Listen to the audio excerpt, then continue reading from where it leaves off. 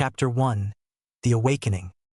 The village hidden in the leaves, the first village of the shinobi world.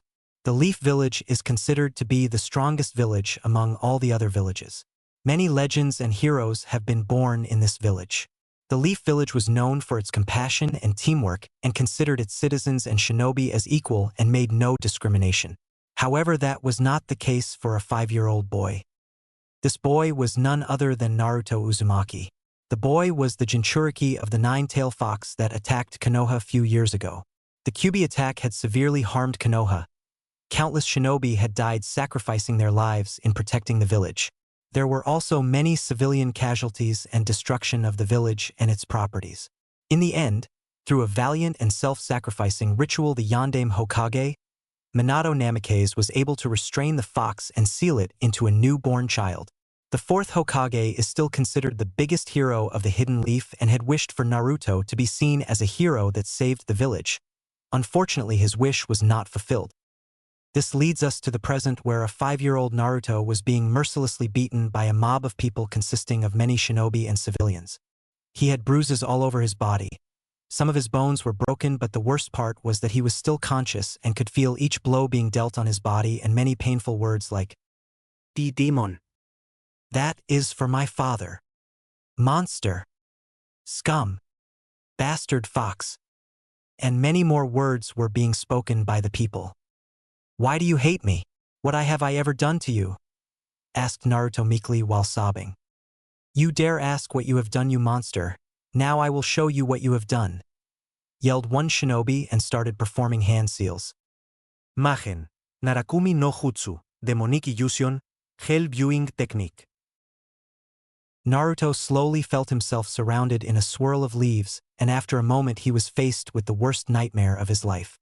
He was standing in a clearing field where a fierce battle was going on between many shinobi and a giant nine-tailed fox. Naruto had many nightmares of this fox since his early childhood and had always been terrified of it. The fox was killing people everywhere. People were dying. Many body parts were littered all over the place. Screams of the injured, fearful cries of the civilians, smell of blood all over the place, and the malicious aura of the fox all over the place. All in all, it was a nightmare. "Please make it stop," yelled Naruto in agony. "I'm sorry. Stop it, stop it, stop," cried Naruto, but on hearing his pleas, the mob was overjoyed and decided to kill him and get their revenge on their so-called demon. "Let's finish the demon," yelled one civilian, and the entire crowd cheered. The shinobi threw several kunai and shuriken towards Naruto, who had fallen unconscious due to the trauma. Clang, clang, clang. All of the kunai and shuriken were blocked by a squad of ANBU who were now standing in between Naruto and the mob. Leading the ANBU was Hiruzen Sarutobi, the third Hokage, and was leaking such killing intent that made many civilians fall unconscious, and many shinobi were cowering under his piercing gaze. Hiruzen deeply cared for the boy. He respected the fourth's wishes and tried to make it come true, but was not successful. He tried to make Naruto's life easy but faced many difficulties, but he would be damned if he would let anything happen to the boy whom he considered a grandson. "ANBU, execute all of these criminals for breaking the law," yelled Hiruzen, and the ANBU squad immediately followed his orders and started executing the criminals while ignoring their pleas of mercy and killing the demon instead of them. But this just enraged Hiruzen more, and within a few minutes, where once was a crowd who were willing to kill an innocent child, lay only dead bodies. "Let's take him to the hospital," said Hiruzen, picking up Naruto and checking over his injuries. "Forgive me, Minato," thought Hiruzen sadly. "Hi, Hokage-sama," said the female ANBU Captain Nico softly. She, along with most of the ANBU, did not hate the boy. In fact, they cared for him. They knew the difference between a jailer and its prisoner and had utmost faith in the fourth Hokage's seal, unlike the rest of the villagers. They had seen how the boy was just a normal kid who just wanted attention and protected him many times. But today they were a little late, as the boy was severely wounded. "Also contact Kakashi and tell him to meet me at the hospital, and tell him if he's late, I'll strip him to Genin, make him catch Tora for months, and I'll burn his entire Ika books," said Hiruzen angrily. "At once," said Nico, and disappeared in a shunshin to fetch the masked Jounin. If Hiruzen had observed more carefully, he could have heard Nico smirk when Hiruzen mentioned burning Kakashi's Ika. Konoha Hospital, 2 hours later. Currently sitting in a hospital room were 3 people. They were Hiruzen Sarutobi, Kakashi Hatake, and Dr. Misumi. They were all seated around Naruto, who was sleeping and was covered in bandages. "How is he?" asked Kakashi sadly. Kakashi knew Naruto's parents. In fact, Naruto's father was the Yondaime Hokage, Minato Namikaze, who happened to be Kakashi's sensei and the closest thing he had to a father. Kakashi cared about Naruto and wanted to adopt him, but the council had prevented him from doing so, much to his regret. He had tried to be there for Naruto but had failed miserably due to being continuously on missions. But today, seeing Naruto in this state made Kakashi very angry, and if the culprits hadn't been executed by the Hokage, he would have executed them himself. "He has a few broken bones, a mild concussion, and bruises all over his body," said Misumi sympathetically. "How long will it take him to recover?" asked Hiruzen with a frown, as he still was pissed off with what happened with Naruto. "Physically, his wounds shall heal due to his tenant within a few hours, but that's not the problem," sighed Misumi. She hated such cruelty done to kids, whether the child be a Jinchuriki or not. "What happened?" asked Kakashi worriedly. "It appears that the genjutsu casted on him has affected Naruto. He is in immense emotional trauma, and I'm sorry to say that, Hokage-sama, but he will not be the same again," said Misumi sadly. "Isn't there anything you could do, like erase the memory of the incident?" asked Kakashi. "That is possible, but unfortunately he has been harassed and shunned by the villagers for years. He has been beaten, abused, ostracized, and this was the last nail in the coffin and has broken his mind completely. Apparently he was shown his nightmares over and over again," said Misumi. Hiruzen and Kakashi lowered their heads in shame and guilt for failing to protect Naruto. "Hokage-sama, right now the boy's spirit is broken, and I'm afraid if he stays alone longer then, he might become insane, as the villagers will continue to harass him. He needs a family right now, Hokage-sama, people who care for him and can protect him. He is still a child and as such needs the warmth and comfort that only a family can provide. It is the only possible solution to overcome his trauma," explained Misumi briefly. "I see, arigato Misumi-san. You are dismissed," said Hiruzen. Misumi bowed to the Hokage and left the room, leaving Hiruzen and Kakashi. "Hokage-sama, I would like to adopt Naruto. Enough of this, he has suffered long enough. I gave my word to Minato-sensei that I will protect him like my younger brother, and I have failed again. But not anymore, I'm gonna adopt him, and if the council have an objection they can kiss my ass," yelled Kakashi angrily. "I understand, Kakashi, and I agree with you completely. Naruto needs a family and I will support your decision, but first we have to see if Naruto agrees or not. If he agrees, then you can adopt him. I will handle the council. The clan leaders agree with me, and as for the elders and the civilian council, I will show them why I am the Hokage," said Hiruzen with determination. "Arigato Sandaime-sama," said Kakashi with a bow. Both the men were shaken from their conversation when they heard Naruto's voice. "Where am I?" asked Naruto, quietly opening his eyes slowly. "I'm relieved to see you are all right, Naruto-kun. You are in a hospital," said Hiruzen sadly. "I see," said Naruto dejectedly. "Naruto, what's wrong?" asked Hiruzen, sensing Naruto's sad look in his eyes. "Gigi, why do they hate me?" asked Naruto sadly.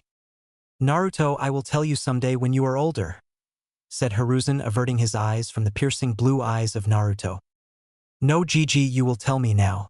I'm tired of being called a monster, demon, scum. I have been beaten, spitted, abused. I deserve the right to know. I can't take it anymore," said Naruto with tears dropping from his eyes. Hiruzen hugged Naruto tightly and tried to comfort him. "All right, Naruto, I will tell you the truth. What do you know about the Nine Tails attack that happened 5 years ago?" asked Hiruzen cautiously. "The Yondaime Hokage defeated him and killed the Nine Tails and saved the village," said Naruto with a little pride in his eyes. He considered the Yondaime his hero and wanted to surpass him. "Yes, he defeated the Kyuubi, but he could not kill it. The Kyuubi cannot be killed by a human being.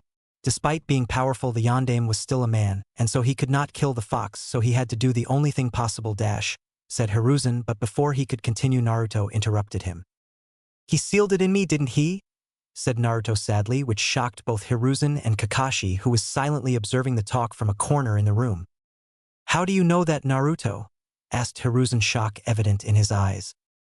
It's not that hard, Gigi. I was born on October 10th, the day the Kyuubi attacked. The villagers call me Demon, Fox, and many other things. It also happens that I have a seal on my stomach which I saw once before, and the nightmares I have often about the Kyuubi attack on the village. And now that you clarified that the Yondaime couldn't kill it all makes sense. Why Gigi? Why me? Asked Naruto sadly, with a few tears dropping from his eyes. Both the men standing in the room were astonished on Naruto's accurate deduction. He is truly your son, Sensei. I won't fail you anymore, thought Kakashi, impressed with Naruto's deduction and also not snapping immediately. It took a few moments for Hiruzen to get over his shock, and after a few moments got out of his daze. He then stared at Naruto and put a hand on his shoulder. Naruto, the Yondaime didn't want to do this to you, but he had no choice. So in order to protect the village, he had to seal the Kyuubi in you. He wished that you be seen as a hero for protecting the village. That was his dying wish, but the villagers have not followed it, and for that I am sorry. And as for why he chose you, because he believed in you and trusted only you to protect the village, explained Hiruzen. The Yondaime believed in me? Asked a wide-eyed Naruto. The man whom he considered his hero believed in him and trusted him to protect the village. Yes, he believed in you, Naruto, and trusted you, said Hiruzen, kindly giving Naruto a smile. Gigi, can you tell me who were my parents? Asked Naruto with hope in his eyes. Naruto, I will tell you about your parents when you are older. Tell you what if you decide to become a ninja and reach Chunin rank, I will tell you. Don't worry, even if you don't become a ninja, I will tell you. Their identity is a big secret. They truly loved you and cared for you, and if they were alive, they would still be with you, said Hiruzen, but knew that Naruto would insist more, and was just waiting for the reply. I understand. I trust you, Gigi, and I hope one day you will tell me. But still I wish I had a family, said Naruto, averting his eyes from Hiruzen. You have a family, Naruto? Said Kakashi, placing a hand on Naruto's shoulders. Who are you? Asked Naruto and looked up at the teenager. He was tall and had at an impressive height of 6 feet 1 inch. He was wearing the usual Konoha shinobi attire. His Hitai-8 was wrapped around his forehead, but slanted, so the cloth covers his left eye. The lower half of his face is covered by a blue face mask. His silver hair and single black eye were the only distinguishable features available, with his face so heavily covered. His chest was covered by his green jounin vest, which had many pockets for placing various things. His blue undershirt was shown as his shoulders, and arms are covered in the blue fabric from his shirt. The only break of the blue was the same red swirl presented proudly on his left shoulder. His hands were covered in fingerless black gloves with metal handguards. His pants were a dark blue which are rolled up, allowing for his shins to be wrapped in tape and his feet to be covered with the common blue open-toed shoes. His leg was wrapped similarly with tape and his kunai pouch on his right leg. My name is Kakashi Hitaki and I would like to adopt you, Naruto, said Kakashi with an eye smile. Why would you do that? Asked Naruto suspiciously. Naruto, I won't lie to you. I knew your parents, they were like family to me. I wanted to adopt you and raise you from the start. You are the only family I've got, but the council were preventing me. But Sandaime-sama has now made it possible for me to adopt you. I know I have not been there for you, but I would like to amend my mistake. You may disapprove. If you do not want me to adopt you, I will understand, said Kakashi solemnly. Will you never abandon me? Do you truly care for me, or just pity me? Or just want to adopt me just because you knew my parents? Asked Naruto pleadingly. Naruto, I do not pity you and I truly care for you. You are like a little brother I never had, said Kakashi sadly. Arigato, Kakashi and I-san, said Naruto with a smile which Kakashi replicated with his own. Naruto, so do you accept? Asked Hiruzen, hoping Naruto would accept the offer. Hi, said Naruto with a small smile. Naruto, would you like to retain your Uzumaki name or accept Kakashi's family name? Either is fine by us. You can still retain the name when you are older if you like, said Hiruzen with a smile, while Kakashi gave him a nod. I would like to keep Kakashi and I-san's name, said Naruto with a smile which pleased Kakashi's even more. Minato-sensei, Obito, Rin, I finally have a family. I won't let you down, thought Kakashi. Gigi, I want to become a ninja and protect the village, said Naruto. Hiruzen and Kakashi both smiled and nodded. Naruto, you will be moving to Kakashi's house and soon you will be entering the Ninja Academy. Kakashi will teach you Naruto? But tell me, what is your dream, Naruto? Asked Hiruzen. I want to be a ninja in order to protect the village. The Yondaime believed in me and I will make sure that his trust in me was the best choice. And as for my dream, I want to join the ANBU, said Naruto, shocking Hiruzen and Kakashi. Why do you want to join the ANBU? Asked Hiruzen curiously. I want to protect the village. The ANBU are the elite of the village.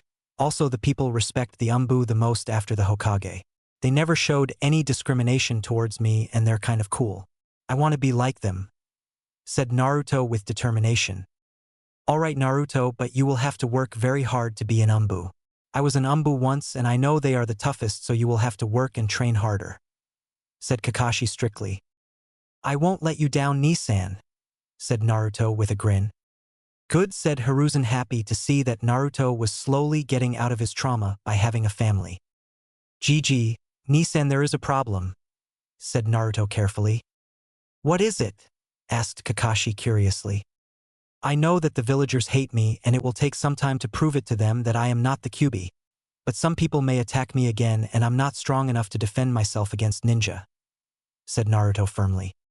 Hiruzen frowned on hearing the truth in Naruto's words. Of course, after today's incident the attacks would decrease, but one cannot be sure as there were many people who hated Naruto. I have a solution, said Kakashi and took out a black face mask from his vest and tossed it to Naruto. Naruto immediately caught it and the smile he had on his face could light up someone's day. It also pained Hiruzen and Kakashi to see that this was the first gift the boy had received and was happy. Thanks, Nissan, said Naruto and put on his face mask. Naruto, from now on you are Naruto Hatake. Become a good man and a strong and proud shinobi of the leaf, said Hiruzen and patted the boy on the back. Hi, said Naruto happily. Time skip. 6 months. It had been 6 months since Naruto was adopted by Kakashi. These 6 months were an entirely new experience for Naruto. He found out that Kakashi was a very calm, collected guy but was also lazy and liked to read Ika books, a porn book. Naruto did not hate the book but was also not fond of reading it every time like Kakashi. He was also not lazy like Kakashi and always wanted to train. He knew that Kakashi had lost his teammates who were his closest friends and used many means to hide his pain. Reading porn was one of them. Naruto's life had also been turned upside down. No longer was he a hot-headed guy who screamed for attention. It had taken a lot of time and effort from Kakashi and a lot of reading books based on human psychology for Naruto to understand that a person should assess the situation, be in control of his emotions and not get agitated soon, if he wants to be a true shinobi. Kakashi had started training Naruto. He had taught Naruto all about chakra and had taught him to fight with shuriken and kunai. Naruto had also learned the basic chakra controlling exercises like tree walking, water walking and leaf balancing. Though it was very tough for Naruto as he discovered that he had enormous chakra reserves as he was a Jinchuriki. Many villagers seemed to believe that Naruto was dead as they could not see his face as he always wore his mask. This was the only habit in which he followed Kakashi completely. When some people did recognize him and showed any hostility or taunted him, he was able to maintain a calm demeanor and did not respond, which was one of the reasons the people now simply used to ignore him, which was better than being beaten. But what he did not know was that there had been few attempts to harm him but were stopped by Kakashi and the Hokage, and the culprits had been dealt with, without Naruto even noticing them. But today was not the case. Naruto was doing his shuriken training at Training Ground 7 waiting for Kakashi to arrive. He knew his brother would be late, so decided to start his training. He was getting better and better at throwing shuriken and was achieving most of the targets. Suddenly 2 people arrived at the training ground. Naruto looked at them and saw 2 ANBU standing there. Their faces were hidden by their masks. However, their masks were different than most ANBU, because they were blank. Naruto Hatake, said the ANBU on the left flatly. Huh? Asked Naruto, curious as to why the ANBU were here and asking for him. Suddenly both the ANBU charged at him, drawing their swords ready to strike him down. Naruto had only time to blink as he barely dodged the strike of the swords but still got a cut on his face mask. It was due to sheer luck and due to some of Kakashi's training that he was barely able to dodge the blow. What the hell are you doing? shouted Naruto angrily. The ANBU were surprised that he was able to dodge the strike, but neither showed any emotions. They never showed emotions. Getting out of their daze, they started leaking a massive amount of killing intent. This was the type of killing intent of silent assassins. Naruto was frozen in shock. His body wasn't moving. His heartbeat was increasing every second. He was already hearing it beating so many times. He barely was able to get a kunai from his pouch, but his hands were trembling. He had faced a lot of angry villagers on many occasions, but the killing intent these ANBU were leaking were the most powerful one he had faced in his entire life. There was a sharp pain in his eyes. The ANBU rushed at him. One of them swinged his sword towards Naruto's chest while the other ANBU jumped in the air with his sword drawn, ready to cleave Naruto in half. Time seemed to slow down for Naruto. All the things started to move much more slowly around him. He could see the leaves rustling in the air at a much slower pace. He could see that the ANBU were drawing closer towards him. To any other shinobi, the ANBU would seem like blurs, but for Naruto, he was able to read their movements and the exact angle through which they were going to strike him. I can't move. What is happening? I can't die here. I will not die, thought Naruto in fear. Acting purely on what his instincts were telling him, he backflipped a few meters away. But the ANBUs attacked him again. The one on the left tried to attack him with a diagonal slash from his sword, but before his attack could even connect, he felt something cold pierce his chest, but when he looked down, all he could see was two red eyes with two tomos in it and a kunai buried deep in his heart. The ANBU's lifeless body fell dead on the ground, and after a few seconds a glow came from his left arm, and the entire body was engulfed in flames, burning the body to ashes. Meanwhile, Naruto was frozen in his spot. His hands were shaking. He was looking at the blood stained on his hands and realized he had just killed a man. He didn't know what happened. He had just ducked before the blow hit him. And before he realized what was happening, his kunai was lodged into the ANBU's heart. He had seen the shock in the man's eyes, hidden behind his mask, which were then replaced with emptiness before he fell on the ground, and was burned to a crisp. I killed him. I am a murderer, thought Naruto sadly, and tears started to drop from his eyes. Meanwhile, the remaining ANBU was shocked to see his partner killed by the boy and was just about to attack him, and was already charging towards him. Naruto was frozen in his spot, so it looked much easy. The ANBU readied his sword to deliver the blow, but his entire body was electrocuted as something had pierced his chest. He looked down to see a hand sticking out of his chest, which was covered in a ball of lightning. He only heard a single word before he fell lifeless on the ground. Raikiri. Kakashi was just returning after his visit to the memorial stone when he had felt the killing intent coming from the training ground where Naruto was. He immediately rushed towards the spot and was shocked to see Naruto pierce a kunai through an ANBU's chest. But before he could understand what was happening, he saw another ANBU charging towards Naruto, who was in shock due to his first kill. He quickly formed his Raikiri and disposed off the ANBU. He did not even wait to see the body burn as he immediately rushed towards Naruto. He immediately pulled Naruto in a hug and started patting his back. Naruto finally saw that Kakashi was here and started crying. After what seemed like a few minutes, Naruto's sobs stopped and he looked at Kakashi. "Nisen, I killed him. I am a murderer," said Naruto with regret in his voice. Meanwhile, Kakashi was shocked when he looked at Naruto's eyes. Naruto's sapphire blue eyes were now red with two black tomos in it. How in the hell does he have the Sharingan? Thought Kakashi, not believing what he was seeing.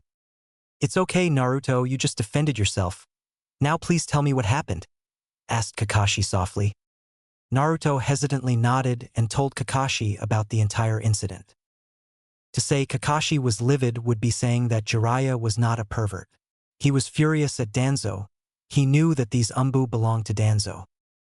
I need to talk to Hokage-sama, but first I need to do something for Naruto, thought Kakashi tactically. Naruto, let's go to eat at Ichiraku's. You can talk to me there and also eat your ramen. I'll let you eat as much as you can today. But before that, stop sending chakra to your eyes, said Kakashi with a smile, hoping Naruto would not understand why he wanted it to do it. Hi, said Naruto, still in deep thought, and stopped channeling chakra in his eyes, which turned back to his sapphire blue eyes. I guess eating ramen and talking with Night-san will help, thought Naruto dejectedly. Kakashi felt relieved that Naruto did not notice the change in his eyes yet. Ichiraku's. Kakashi watched Naruto eat ramen quietly while talking to Ayam, who understood that Naruto was disturbed and was cracking some jokes to ease his mood. Talking with Tuchi and Ayam and eating 10 bowls of ramen had improved Naruto's mood to some extent. Kakashi had explained to him that he was attacked and he did what he had to do in order to protect himself, and it was not his fault, and it was an accident. This seemed to ease Naruto a bit, but he still regretted that he had killed the man, but not as much as before. After he finished his meal, Kakashi paid for the meal, and when Naruto was about to leave, he felt someone hugged him from behind. He looked back to see Ayam was holding him and Tuchi had a kind smile on his face. "Naruchan, please be okay. I am always there for you," said Ayam with a kind smile which was filled with warmth. She then slightly pulled his mask down and gave him a soft kiss on his cheek. Naruto blushed. Ayam was beautiful and he loved her like his older sister, and she cared for him. Apart from Hiruzen and Kakashi, Tuchi and Ayam were the only ones who cared for him in the village and loved him. "Arigato, Ne-chan," said Naruto happily, and hugged Ayam back as a lone tear escaped from his eye. Meanwhile, Kakashi and Tuchi both had smiles on their faces on seeing the affection between the brother and sister. After a few moments, Naruto recomposed himself but still had a blush on his face as he touched his cheek where he could still feel Ayam's lipstick mark. "You two look so cute. It looked as if you were his girlfriend," teased Tuchi playfully. Naruto had a deep blush on his face while Ayam's cheeks went a little pink. "I wouldn't mind that, would you, Naruto-kun?" Ayam whispered in Naruto's ears mischievously. This got different reactions from the men. Kakashi had a perverted smile on his face. Tuchi was just dumbfounded by his daughter's reply, but after a few moments chuckled. But the person who was embarrassed the most was Naruto, whose blush just got a lot deeper. "What?" asked Naruto dumbly after a few moments. "I'm hurt. You don't think I'm good for you?" said Ayam and pouted. No, I didn't mean that, Ayam-chan. You are so beautiful, kind and caring — spoke Naruto quickly, but quickly covered his mouth on realizing what he had said. All the others laughed at his innocent answer while Ayam just got a light blush on her face. "Looks like you'll have to learn Ototo." "Here," said Kakashi happily, and tried to hand Naruto his Ika book, but before he could even blink, Ayam took the book from his hands and tore it to pieces and pointed a kunai just between Kakashi's legs. "My precious!" yelled Kakashi in horror as he saw his book getting destroyed. "Kakashi, if you ever try to corrupt my Naruchan with that smut, I'll castrate you," said Ayam threateningly and in such a voice that promised a lot of pain. "Hai," said Kakashi nervously when he felt a knife being pressed a little harder on his crotch. "Whoa, she's scary. Looks like I'll have to hide my book." "Ah man," whined Tuchi in his mind. Never read Ika in front of women. Troublesome, thought Naruto with fear. Somewhere too, Nara sneezed. "Good," Ayam stated with a smile. All three men face faulted on her sudden change in behavior. At one moment she threatens you and the next she is back to normal. Troublesome women, thought Naruto, Kakashi and Tuchi at the same time. Somewhere too, Nara sneezed again. Looks like some poor soul is tortured by some troublesome women, thought both at the same time. Before any further talk could take place, Kakashi simply dragged Naruto away from the ramen stand, hoping to save his balls. It had been a few minutes since they left the ramen stand. They were now standing in front of a playground. It was already evening and Kakashi had to report the incident to the Hokage. "Naruto, why don't you go and play with those kids? It'll be fun," said Kakashi, pointing towards 4 boys of Naruto's age who were playing. "Are you sure, Knight-san? You know that they may not accept me," said Naruto sadly. Kakashi frowned on thinking how much the villagers had traumatized Naruto, but not any longer. "I am sure, Naruto. Go have fun. I have to talk to Hokage-sama about what happened today.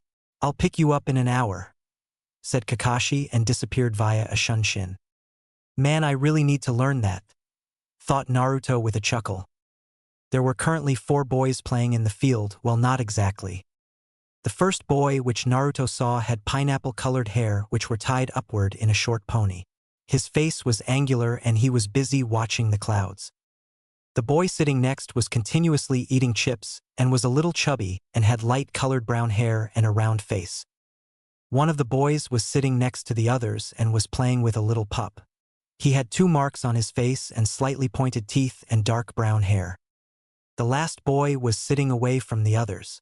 He had black hair and his eyes were covered by sunglasses and he wore a light gray jacket. As Naruto approached the boys a little hesitantly, after years of being rejected, he feared that even these kids would reject him like the kids from the orphanage. "Who are you?"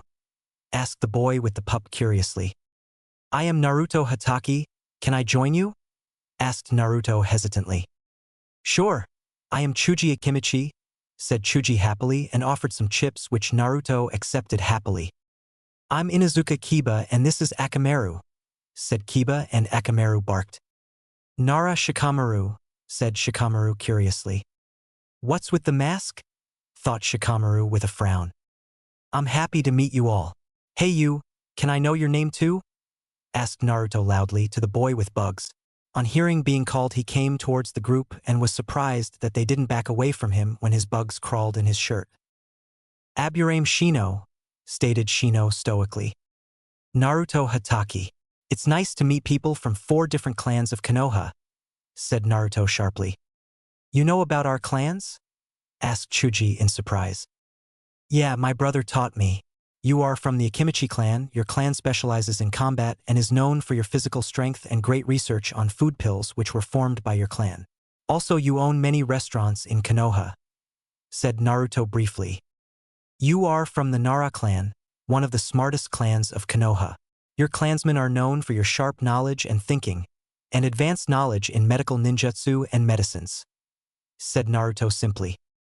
"You are from the Inuzuka clan, one of the 3 best tracker clans of Konoha. You and your Ninken companions are best in tracking and hand-to-hand combat," said Naruto with a small smile. "You are from the Aburame clan. Your clan use Kikai bugs for tracking or capturing an enemy. Your clan is known for your logical thinking and is one of the best tracker clans of Konoha alongside the Inuzuka and the Hyuga," said Naruto seriously. Meanwhile, all 4 boys stared dumbly at Naruto. Chuji was pleased that Naruto didn't call him fat like many kids. Shikamaru was interested in knowing more about Naruto. Kiba and Akamaru both were happy when Naruto praised their clan and didn't call Akamaru a dog but Kiba's partner. While Shino was also intrigued as Naruto was not at all affected by his bugs and praised his clan. "Whoa, you know all about our clans. Now tell us something about yourself," said Shikamaru curiously. "Tell you what, let's race. If you defeat me, I'll tell you all you want," said Naruto with a smirk. "I know how lazy you Naras are. You won't get to know about me easily," thought Naruto with a smirk. "Troublesome," muttered Shikamaru with a yawn. "Okay," said Chuji cheerfully. "You're on. I'll defeat you," Naruto boasted Kiba loudly, and Akamaru barked happily. "I accept your challenge, Naruto-san," stated Shino simply. "Naruto's fine, Shino. What say friends?" asked Naruto holding out his hand. "Friends," they all agreed in unison and shook each other's hand. "I finally have some true friends," thought Naruto happily. Only if he knew that these boys would become his best friends for life and would always stand by him. Hokage Tower. Hiruzen smiled on watching the entire interaction between the kids through his crystal ball. At first, when Kakashi reported the entire incident, he was angry, but as the bodies of the attackers were destroyed by the seal on them, there was no proof against Danzo, so he had to let it go, but he would keep a close eye on Danzo from now on. He was saddened to hear that Naruto, who was just 6 now, had his first kill. But after watching the entire scene and seeing Naruto finding some true friends, he was overjoyed. Perhaps there is still hope for Naruto's acceptance, thought Hiruzen hopefully. He finally has some friends, said Kakashi happily. Indeed, the will of fire burns brightly in them. They are the future of the village, said Hiruzen sagely.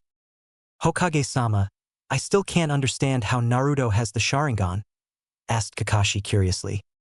No, you are wrong. He is a descendant of the Uchiha clan. So he has finally awakened his birthright, said Hiruzen more to himself than Kakashi. What? Asked Kakashi a little loudly. It is true, Kakashi, said Hiruzen simply. But Hokage-sama, Naruto's mother was an Uzumaki, not an Uchiha, And Minato-sensei was an orphan, said Kakashi quickly. Yes, Kushina was not an Uchiha, but that was not the truth about Minato, said Hiruzen seriously. I don't like the sound of this, thought Kakashi worriedly, as he somehow had a guess as to what the answer would be. Kakashi, what I am about to tell you is one of the biggest secrets of Konoha. Only I and Jiraiya know about this, but as you are Naruto's guardian and you already know this much, I will tell you the truth. This is an SS rank secret, so I wouldn't need to remind you the penalties, would I? Asked Hiruzen sternly, and Kakashi immediately nodded. What do you know of Minato's parents? Asked Hiruzen seriously. Sensei was an orphan whose parents died in the Second Shinobi World War, said Kakashi simply, and Hiruzen nodded. Yes, you are correct. Minato's parents died in the Second Shinobi World War, but the more important thing is the identity of his parents, said Hiruzen suggestively. Who were they? Asked Kakashi cautiously. Yamato Namikaze and Rei Uchiha, said Hiruzen, shocking Kakashi to the core. Now I know why Minato-sensei understood Obito better than me, thought Kakashi in surprise. Rei Uchiha? Asked Kakashi curiously. Her identity is not known by many people as she was banished from the Uchiha clan, explained Hiruzen slowly. Why was she banished, Hokage-sama? Asked Kakashi curiously. Because of her lineage, said Hiruzen sadly. What lineage? Asked Kakashi. She is the daughter of Izuna Uchiha, said Hiruzen nervously. Izuna Uchiha? Asked Kakashi. He was the younger brother of Madara Uchiha, stated Hiruzen darkly. Kakashi was frozen on his place. The man was a legend, and the thing he had just found was a great shock to him. Hokage-sama, so Naruto is the great-grandnephew of Madara Uchiha? Asked Kakashi nervously. Hi, Izuna died during the war-torn era. This was before the formation of the Hidden Leaf Village by the Uchiha and the Senju clans. But when Madara defected from the village, Rei was ostracized from the clan as she was Madara's niece and was banished from the clan after some time. She after some time met a young Jounin who was Yamato Namikaze, Minato's father. He was the clan head of the Namikaze clan. The Namikaze were not a big clan and were not quite famous at that time. They fell in love with each other and married discreetly with only me knowing of this as I was the Hokage. But during the Second War they died, and Minato became an orphan, said Hiruzen briefly and took a puff from his pipe. In order to protect Minato from the Uchiha, his identity was kept secret with only me, Jiraiya, Minato, and Kushina knowing this. Also, he was not able to awaken the Sharingan, so no one knew, said Hiruzen seriously. So Naruto is the descendant of the Namikaze, Uchiha, and the Uzumaki clans? Asked Kakashi in shock. Yes, and it must remain a secret until Naruto is old enough to understand this. And I must not explain it to you what would happen if the Uchiha came to know of this. They would demand Naruto to be taken into their clan and will use him as a weapon just like Danzo. Also, they have been acting suspiciously a lot, said Hiruzen, muttering the last line silently so Kakashi couldn't hear and was successful. I understand, but what should we do now? Asked Kakashi worriedly. Train him in using the Sharingan discreetly, and if he asks any questions tell him they will be answered when he becomes a Chunin. If he persists, send him to me. Kakashi, no one else should know of this. Naruto's Sharingan should not become public knowledge, as the council would then surely have another reason to turn him into a weapon, and this time Danzo won't stop. He already sent his operatives today to test Naruto's skill. I'll keep an eye on him, said Hiruzen tiredly. Understood, Hokage-sama. I will train him and he will be entering the academy next year with his friends. I want him to be with his true friends and have a normal childhood. But I will also try to not make him entirely dependent on the Sharingan, said Kakashi seriously. I'll have to inform Jiraiya, thought Hiruzen sharply. Agreed, you are dismissed, Kakashi, said Hiruzen, and Kakashi bowed and left the office. Hiruzen sighed. He was tired and looking at the paperwork in front of him. He groaned. Man, I won't get to read my Ika, thought Hiruzen sadly. Chapter 2. The Secrets of the Sharingan. It had been a month since Naruto had awakened his Sharingan. A lot had changed in the village. The entire Uchiha clan was massacred by Itachi Uchiha. The village had still not recovered from the shock. There was only one survivor of the attack. He was Sasuke Uchiha. His mental condition was not looking good. Many things had changed since then. Due to the Uchiha's massacre, Hiruzen had issued a martial law and placed the village under strict security. He now took complete control over the village. He overruled the council with the help of the Fire Daimyo and gained complete control over the shinobi as well as civilian affairs of the village. The entire civilian council and the elders were furious and demanded him to give them back their power. But Hiruzen knew that he was the Hokage and he should be in command. The council were just advisors and should just advise and not order him around. So with a few executions of some greedy counselors and imprisoning Hamura and Koharu, the problem was solved. The Shinobi Council supported his decision, and surprisingly Danzo did not raise any objections, and it troubled Hiruzen very much. Just what was Danzo up to? Ever since Danzo's personal bodyguards attacked Naruto, Hiruzen had reprimanded Danzo. He knew he could not take more stricter actions against Danzo as it may lead to revolt in the village. But in order to show Danzo his place, he had reduced Danzo's personal shinobi to some extent. Danzo objected to this and had said that he had no hand in this and those shinobi acted on their own. But Hiruzen had threatened him to be in line or suffer the same consequences as the elders. This seemed to shut him up, but Hiruzen knew better. Hiruzen knew that his actions may have increased his enemies, but it was past time he gained control over the village.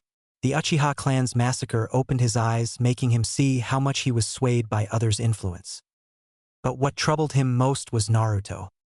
Ever since he awakened the Sharingan, his demeanor started to change. He was now more reserved and only was his usual self to the people which he trusted.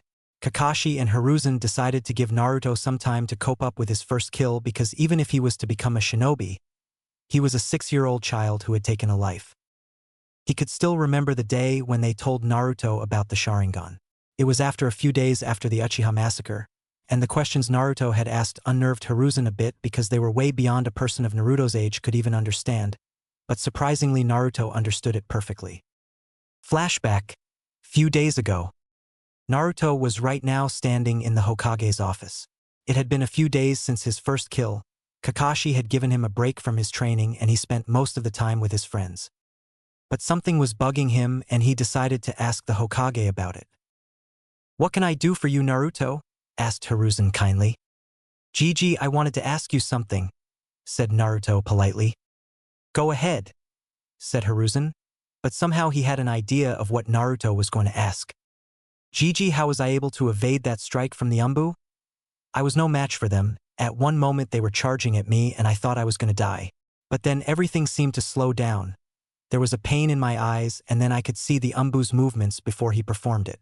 "I don't understand," said a confused Naruto. "Sigh. Naruto, what I am about to tell you is a secret, and you should not reveal it to anyone until very necessary. Do you understand?" asked Hiruzen sternly. "Hi," said Naruto sincerely. Hiruzen then took out a small mirror from one of his desk drawers and asked Naruto to come closer. "Naruto, I want you to channel chakra into your eyes," said Hiruzen seriously. Naruto did as told, and when he looked in the mirror he was shocked. Instead of his blue eyes, they were now red with 2 black tomos surrounding it.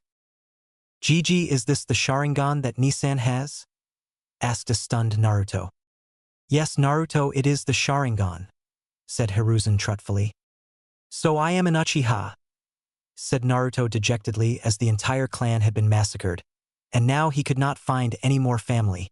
He did not like the Uchiha much, but still they were family. "Not exactly. Yes, you are an Uchiha, but there are some other things about your parents which I would like to tell you when you are older." "You alright, Naruto?" asked a concerned Hiruzen. "Yeah, a bit," said Naruto silently. "Are you angry at me for not telling you this?" asked Hiruzen gently.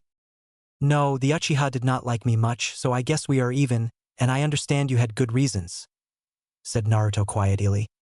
"Naruto, don't you feel sorry for them as they were somehow your family?" asked Hiruzen curiously. "A bit, but they were so cold towards me, so I don't know what to feel. I am sad that they were killed, but I didn't know any of them, so I don't know what to feel," said Naruto tiredly. "Alright, I understand. Naruto, I will tell you about your parents when you are older. Is that alright?" asked Hiruzen kindly.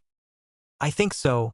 I have a lot of things going in my life, and I don't think I can handle another new revelation right now, even though I want to know about them now is not the time," explained Naruto briefly.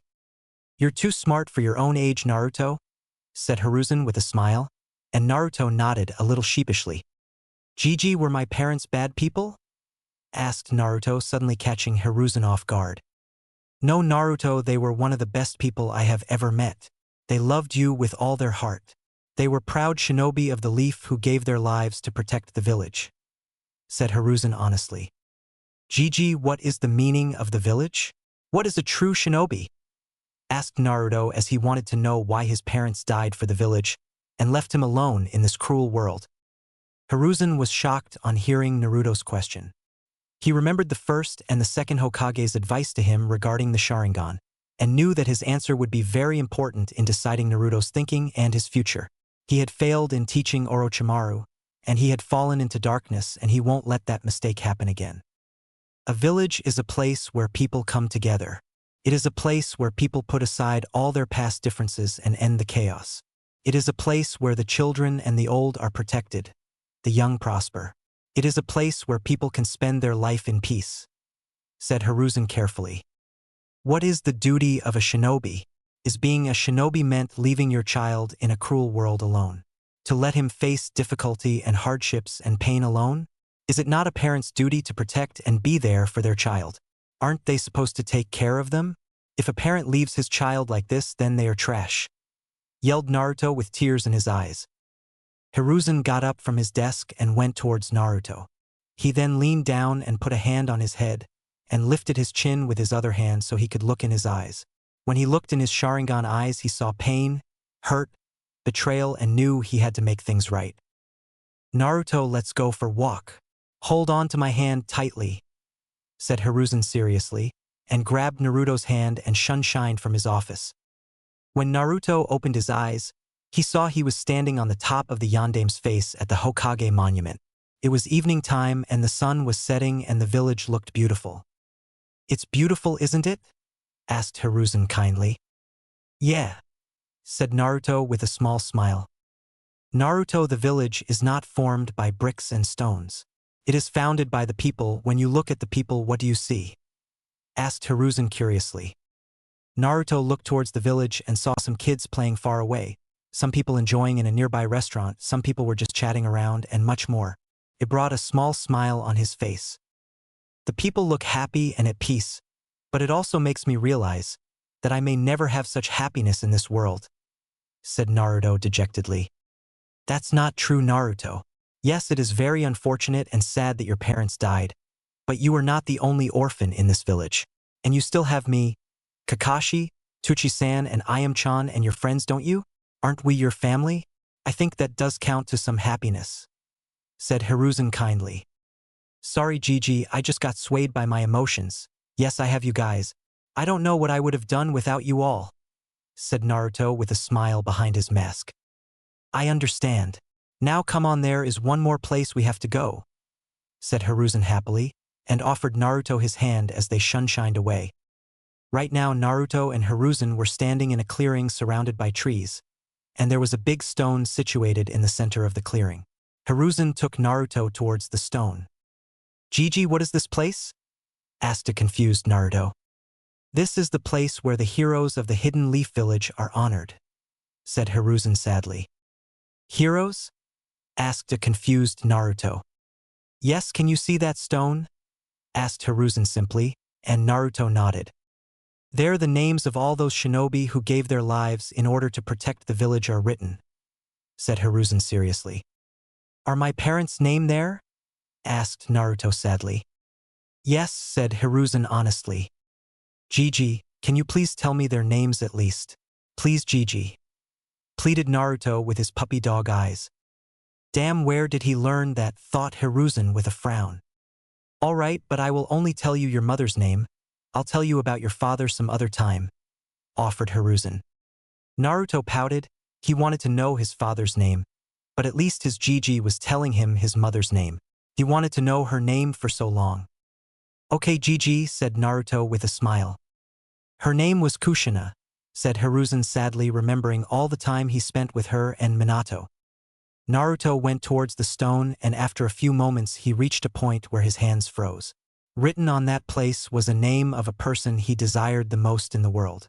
The one person which he never had, his mother. He wanted to know what was a mother like. He had seen his friends with their mothers, and every time his heart ached when he saw that his mother was not alive and with him. How he could have had the love of a mother. How badly he wished his mother was alive. Kushina Uzumaki. Ka-chan, said Naruto with tears in his eyes. Hiruzen put a hand on his shoulder and waited in silence for Naruto to let out his feelings. Naruto cried for a few minutes, but after that he seemed to settle down. Naruto, inside every shinobi of the Leaf Village burns the will of fire, said Hiruzen kindly. Will of fire? Asked Naruto quietly. It's the unbreakable bond that every shinobi in the village has with each other. It gives us the strength to protect our village. A shinobi is a person who endures pain and faces hardship in order to protect something precious. That is the will of fire, said Hiruzen kindly. The will of fire burnt brightly in your parents. Imagine if they and many other shinobi had not sacrificed their lives.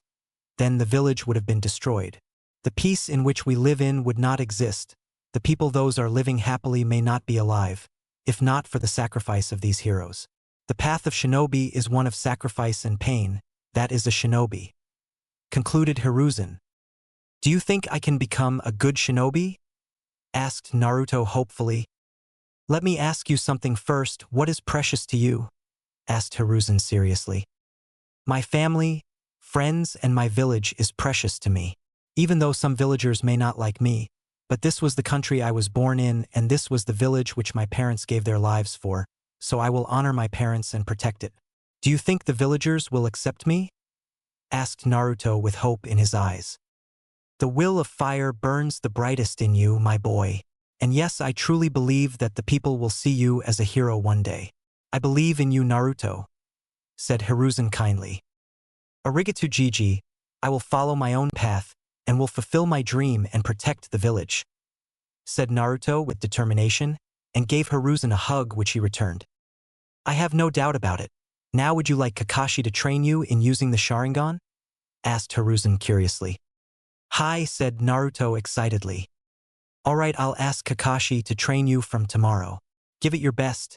Now go and play with your friends if you like, said Hiruzen happily. Hi, said Naruto and rushed off to play with his friends. That went pretty well, Sandaime-sama, said Kakashi with a smile coming out from the trees with his book in his hand. It went better than I expected, but we just avoided a major problem today, Kakashi, said Hiruzen in relief. Yeah, even I was taken off guard by his questions, said Kakashi seriously. Yes, it was indeed troublesome. If not for Shodai-sama and Naidame-sama's advice, I don't know what would have happened, said Hiruzen worriedly. What do you mean, Hokage-sama? Asked a confused Kakashi. As you know, an Uchiha activates his Sharingan when he is faced with emotional turmoil, despair, or in life or death situations, said Hiruzen, and Kakashi lowered his head as he remembered his friend Obito activating it. But when a person activates the Sharingan, he starts to change, said Hiruzen gravely.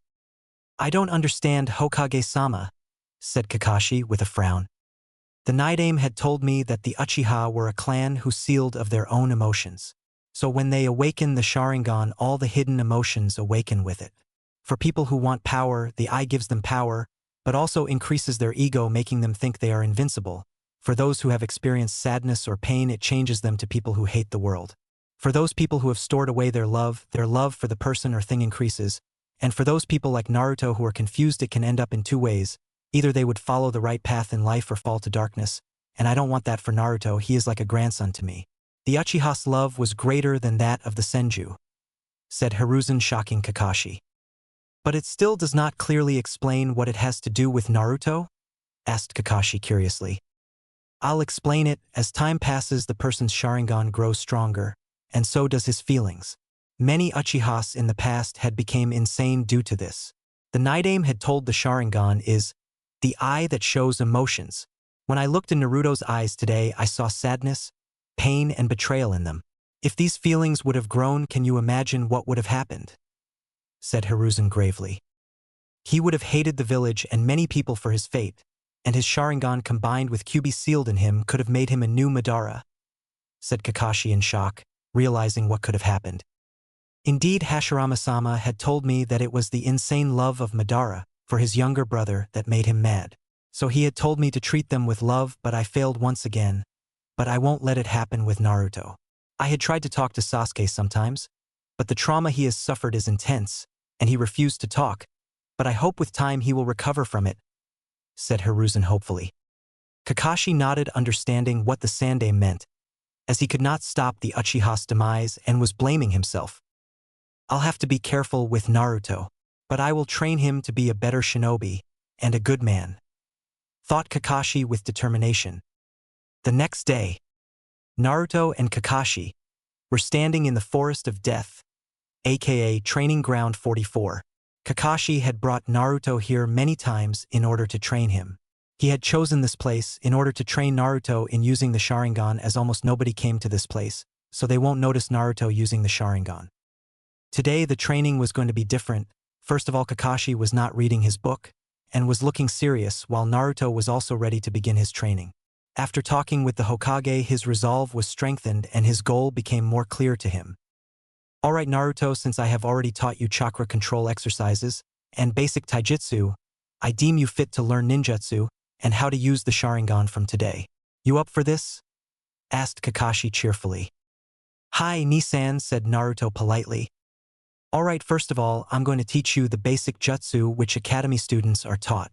Normally you shouldn't be learning ninjutsu at such a young age, but you have some enemies in the village, and so in order to defend yourself you are going to learn ninjutsu, said Kakashi firmly, earning a nod from Naruto in return. But before we start your training, I am also going to teach you how to use the Sharingan, said Kakashi and lifted his headband, opening his Sharingan eye. Nisan, can you tell me the abilities of the Sharingan? Asked Naruto curiously. Alright, Naruto, but first activate your Sharingan and tell me what you see, said Kakashi firmly. Naruto channeled chakra into his eyes, and instantly a two-tomo Sharingan appeared. Nisan, I can see the chakra flowing in your body. Also, when the ANBU attacked me, I was able to predict his movements before he made them. That's all I know about the Sharingan, said Naruto honestly. Impressive, the Sharingan has many attributes, and one of them is certainly to predict one's movements before he or she actually makes them. The Sharingan has 3 levels. First is the level with only tomo in each eye. Within this form, you can partially predict movements as well as see the opponent's chakra array, albeit a little bit blur. Only after the second stage of the Sharingan, which composes of 2 tomo in each eye, would you be able to fully visualize the opponent's chakra flux and composition. Within the second level, the Sharingan can then copy the hand signs as well as how much chakra is needed for either ninjutsu or genjutsu. Finally, the third level, which of course is composed of 3 tomo in each eye, is when the Sharingan is complete and no technique escapes from the eye's copying ability. Also, as your Sharingan develops, your speed will certainly increase simply because you'd be 1 step ahead of every move your opponent makes, explained Kakashi briefly. Naruto listened to the entire explanation carefully and was amazed with the abilities provided by the Sharingan. So I can copy any ninjutsu, genjutsu, and taijutsu styles. That's impressive, said Naruto with a smirk. Hold your horses. Yes, you can copy them, but that does not mean you have to do it, said Kakashi firmly. Why not? Asked Naruto in confusion. You should not be too much reliant on these eyes. You should also learn things on your own, said Kakashi seriously. I get your point, Nisan, but you told me once we are shinobi, nothing in our line is fair. My opponent will not hesitate to hold anything in a fight with me, and neither do I. And shinobi should use all the tools they have in order to achieve victory. The Sharingan is a tool, and I will use it, but I will also work hard and learn on my own too, said Naruto with determination. Kakashi was left speechless. His little brother had just outsmarted him, and his answer was logical too. Naruto will need all the power. Alright, I get your point. Now before learning any ninjutsu, you must understand that it is divided into 3 parts, instructed Kakashi seriously. What are they? Asked Naruto curiously. First is to perform hand seals, the next is to gather and mold chakra, and the last step is to combine both the first 2 steps and execute the technique perfectly. It requires utmost concentration, said Kakashi seriously, and Naruto nodded in return, signifying he got the point. Now the technique which I am going to teach you is the most basic technique, which almost every shinobi uses. It is called Kawarimi no Jutsu, said Kakashi briefly. What does this technique do? Asked Naruto curiously. With this technique, users replace their own body with some other object, generally with a block of wood, the moment an attack lands. This creates an optical illusion, making the enemy think the attack was successful. From this, the user can use the lapse in the enemy's attention to attack or flee from the battlefield, said Kakashi, and did the hand seals, and replaced himself with a nearby log of wood. He could have done that technique without hand seals, but he wanted Naruto to learn it. Meanwhile, Naruto had watched the entire process with his Sharingan. He had watched Kakashi perform the hand seals quickly. To any other person it may have seemed like a blur, but his Sharingan allowed it to see them. He also saw the chakra required to perform it. That is very useful technique, Nisan, said an impressed Naruto. Indeed it is, but before you perform the jutsu first you must perform the hand seals as quick as me, said Kakashi seriously. Why do I need to perform hand seals quickly? Asked Naruto in confusion. Because in a fight your enemy won't allow you to perform your jutsu, so you need to be quick in performing the jutsu and with its hand seals, explained Kakashi simply. Hee, sorry Nisan, said Naruto sheepishly, and rubbed the back of his head. That means you're not as smart as you look, Ototo, teased Kakashi playfully. How did you say something? Asked Naruto with a smirk. Kakashi had a look of horror on his face. Never in his entire life he had been outsmarted verbally, and now his little brother had used his own trick against him. If Guy finds out about this, then he'll never let me live with it, thought Kakashi fearfully, and paled on even thinking about it. Meanwhile, Naruto was laughing loudly, as he had just tricked his big brother. Ha! Got you, Nisan, thought Naruto with a smirk. For that you will have no ramen for a week and you will perform the hand seals while I play with you, said Kakashi with an evil chuckle. No, yelled Naruto in horror. Dogdy, said Kakashi and threw 5 shuriken towards Naruto. Naruto easily dodged them, but saw a dozen more shuriken coming towards him at lightning-fast speed. Shit, thought Naruto in shock, and performed the hand seals as quick as he could, and replaced himself with a wooden log. Man, that was close, said Naruto in relief. You performed quite well, said Kakashi with a chuckle. Next time give me a heads up, will you? Asked Naruto irritatingly. I'll try now. Since now you know how to perform the technique, let's move on to the next one. Keep your Sharingan on, said Kakashi sternly. Nisan, while I would like to learn much more with the Sharingan, I want to learn the next jutsu on my own and a little bit faster. Do you have any technique that can help me? Asked Naruto curiously. Yes, there is one technique. Now that I think about it, you should be able to perform this technique, as you have the required chakra and control. This technique helps the user learn a jutsu 10 times faster, said Kakashi seriously. What is it? Asked Naruto gleefully. Kage Bunshin no Jutsu, said Kakashi with a smirk, as he knew how useful this jutsu was. Kage Bunshin? Asked Naruto in confusion. It is an B-rank jutsu. Only jounin and people with high chakra levels are able to perform it, but you will be able to do it. First deactivate the Sharingan, said Kakashi. Naruto nodded and deactivated his Sharingan. What does this jutsu do? Asked Naruto excitedly. It is similar to the clone technique. This technique creates clones of the user. However, these clones are actual copies, not illusions. The user's chakra is evenly distributed among every clone, giving each clone an equal fraction of the user's overall power. The clones are capable of performing techniques on their own and can even bleed, but will usually disperse after 1 or 2 solid blows. Shadow clones can't be distinguished from the actual person because the clones have the exact same amount of chakra and aren't made from any other substance. A characteristic that is unique to the shadow clone technique is that any experience the clones gain during their existence is transferred to the user once they are dispersed. This makes the technique ideal for spying, since the user can simply send a clone to spy on a target, then have the clone disperse itself without returning to pass the information back to the user. It's also useful for training purposes, since the total amount of experience the user gains is multiplied by the total number of clones being used to train. For example, if a user creates one shadow clone and trains together with this clone for 1 hour, then dispels the clone, the user gains 2 hours of training in 1 hour by adding the hours of clone and the user together. Explained Kakashi deeply. Naruto was practically drooling on the aspect of learning such a useful jutsu. It was the best thing after his Sharingan. Teach me now, said Naruto quickly. All right, now watch carefully, said Kakashi with a chuckle on seeing Naruto's eagerness to learn it, and he couldn't blame him. The shadow clone was one of the most advanced and beneficial ninjutsu. He did 2 hand seals and instantly 2 exact replica of Kakashi popped into existence. As you can see, we are real and can do anything, said both clones in unison, and started climbing a tree to show Naruto that they were real and not illusions. Wow, I'll do it too, said Naruto eagerly, and formed the hand seals. Wait, shouted Kakashi, but was already too late as he was surrounded in cloud of smoke, and when his vision cleared he was shocked to see himself surrounded by 50 identical Naruto clones, all of whom had a smirk behind their masks. Yo, said all the clones in unison. Damn, I knew you would be able to do it, but 50 clones at your age is astonishing. You alright? Asked Kakashi worriedly. Yes, I'm fine.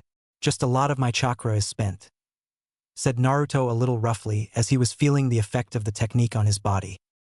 I understand it is a forbidden technique, and if not for your high chakra reserves and your tenant, you'd be dead by now. Naruto, you should always be careful while learning this technique, said Kakashi sternly, making sure Naruto understood his reasons. You worry too much, Ni-san, but I'll be careful, said Naruto with a smile. Good. That's what I'll always expect from you, said Kakashi happily. Ni-san, what should I do with these clones? Asked Naruto curiously. Kakashi thought for a moment. Meanwhile, all the clones were chatting among themselves, wondering what they were supposed to do. I think it's time to find out about his elemental affinity. Maybe teach him a jutsu or 2 according to his element, thought Kakashi tactically, and took out a piece of paper. What is this, Ni-san? Asked Naruto curiously, taking the paper from Kakashi. This is a chakra paper. But before I tell you any further, tell me, what are the 5 basic types of elements and its applications for ninjutsu? Asked Kakashi sharply, hoping Naruto would give the correct answers, after all the training and books which he had made Naruto read. There are 5 basic types into which the nature of chakra can be transformed, called the 5 elements nature transformation, Godai Saishitsu Henka.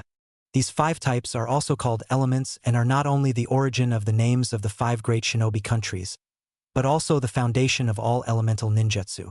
The 5 basic natures are all connected to each other in a circle, each being weaker than one and stronger than the other. They are fire, water, wind, earth, and lightning, explained Naruto briefly. Accurate as always. I trained you well, said Kakashi proudly, and Naruto nodded humbly. Every person has chakra that has an affinity towards one of these types, a characteristic that seems to be genetic, since whole clans sometimes share the same affinity. Most members of the Uzumaki clan, for example, had an affinity towards the water nature. They were one of the most skilled water users in the world, whose skill surpassed even the Naidame Hokage, who was said to be the most powerful water user of his time. He could convert the moisture in the surrounding environment and create water, said Kakashi briefly. That's excellent, but what would happen if a person does not have the affinity for an element? Asked Naruto curiously. Usually it would be extremely difficult for a person to master the ninjutsu of that element, as it is not his type, and also it would require a lot of chakra. But it is not impossible. A person could still learn a technique of the element which he does not have, but it won't be very effective, explained Kakashi. So how can I find out my element? Asked Naruto eagerly. The paper which you have in your hand is a chakra paper, pieces of paper made from a special type of tree that are grown and fed with chakra, that are used to react to even the slightest hint of chakra in any of a number of ways, depending on the nature latent in the chakra. If your affinity is fire, it will burn. If your affinity is water, it get wet/damp. If your affinity is earth, it will crumble. If your affinity is wind, it will be sliced. And if your affinity is lightning, it will wrinkle. Now channel your chakra into the paper. Let's see what you got, explained Kakashi seriously. Naruto then channeled chakra into the paper, and the results were quite astonishing. At first the paper got damp, then it got sliced in half, but before it could reach the ground, one half of it was burnt to ash while the other half wrinkled. Kakashi's eyes widened on seeing the results. He had expected Naruto to have 2 affinities at the most, but he had 4 natural affinities. That's impossible, thought Kakashi dumbly. Interesting, smirked Naruto proudly. Ni-san, how do I have 4 affinities? Asked Naruto curiously, bringing Kakashi out of his daze. I think it's because of who you are, Naruto, that you have these affinities, said Kakashi honestly. What do you mean? Asked Naruto confusedly. It seems that your water affinity is the strongest out of all your affinities, with wind rivaling it. Your paper got damp first, so you have a strong water affinity. Also, you have a strong affinity for fire and lightning. The reason I think for you having these affinities is because of your clan. You belong to the Uzumaki clan, who were the strongest water users in the world, so you got water as your strongest affinity. As for your fire affinity, the Uchiha clan's primary affinity was fire, so you gained that affinity as well. Your father had lightning affinity like me, so you inherited that from him, and as for your wind affinity, I think it is your own, said Kakashi suggestively. Okay, Ni-san, but what was To-san like? Asked Naruto curiously. Your father was one of the most talented and strongest shinobi of the world. He was also a very smart and kind man who cared for his friends and village, explained Kakashi, also not giving any vital points about Minato's abilities. Thank you for telling me, Ni-san, but will I be able to perform any earth techniques? Asked Naruto hopefully. They won't be much efficient, but with hard work you could at least be able to perform it as an average jutsu, said Kakashi honestly, and Naruto nodded, satisfied with the answer he got. Alright, now as you have water as your strongest affinity, I am going to teach you a water jutsu. It is called Mizubushin no Jutsu. It is similar to the shadow clone technique, except it creates clones out of water that have 1/10 of the original person's power. Like other solid clone techniques, the clones can be used to perform tasks the user is unable or unwilling to do for themselves. The range of the clone is limited, however, as it cannot travel very far from the original body without losing control. Like other clone techniques, if the water clones are injured enough, they will revert back to normal water. Now, normally this technique requires a source of water, but you will be able to perform it, explained Kakashi and showed Naruto the hand seal. Naruto formed the tiger seal, and in a moment 3 identical water clones were formed. It seems I was right, you are able to convert the moisture in the air to water like Naidame-sama, though you are not at all as great as he is with water manipulation, but with a few years of training you will be. You are indeed a true Uzumaki, said Kakashi proudly, and Naruto bowed in return, showing his appreciation to his brother. Ni-san, what rank was that jutsu? Asked Naruto curiously. It was a C-rank jutsu. It is indeed impressive that you are able to do them, but don't ever get arrogant about your powers, Naruto. It has led to the downfall of many shinobi, said Kakashi strictly, and Naruto gave him an honest yes in return. I won't, Ni-san. What affinity do you have, Ni-san? Asked Naruto excitedly. My primary affinity is lightning, but I also have water as my sub-element, and I know a few fire and earth jutsu, though I only know for wind jutsu, explained Kakashi briefly. That's impressive, Ni-san. Can you teach me any more jutsu? Asked Naruto hopefully. The prospect of learning new jutsu was quite interesting. Yes, I am going to teach you 3 more jutsu today, but first I want you to divide your clones into 2 equal groups. One of my clones will supervise each group and will teach them a jutsu each, but keep their Sharingan active, as it will help them maintain their Sharingan for a longer while, and will help in learning the jutsu faster, while you and I will meditate, instructed Kakashi. Why do I need to meditate, Ni-san? Asked Naruto with a frown. Meditation will help you increase your concentration and better control of your chakra. It will also make you aware of your surroundings. Also, I want to find out something, said Kakashi silently. I hope I'm right on this one, thought Kakashi hopefully. Naruto nodded and divided his clones into 2 groups, and they went with each of Kakashi's clone to learn their respective jutsu. Naruto then sat in a lotus position and started concentrating. At first nothing happened, but after a few minutes of utmost concentration, he could slowly hear the sounds of faraway creatures of the forest, the flow of river, and most surprisingly, he could feel Kakashi's chakra signature. Ni-san, why am I sensing your chakra signature? Said Naruto in confusion.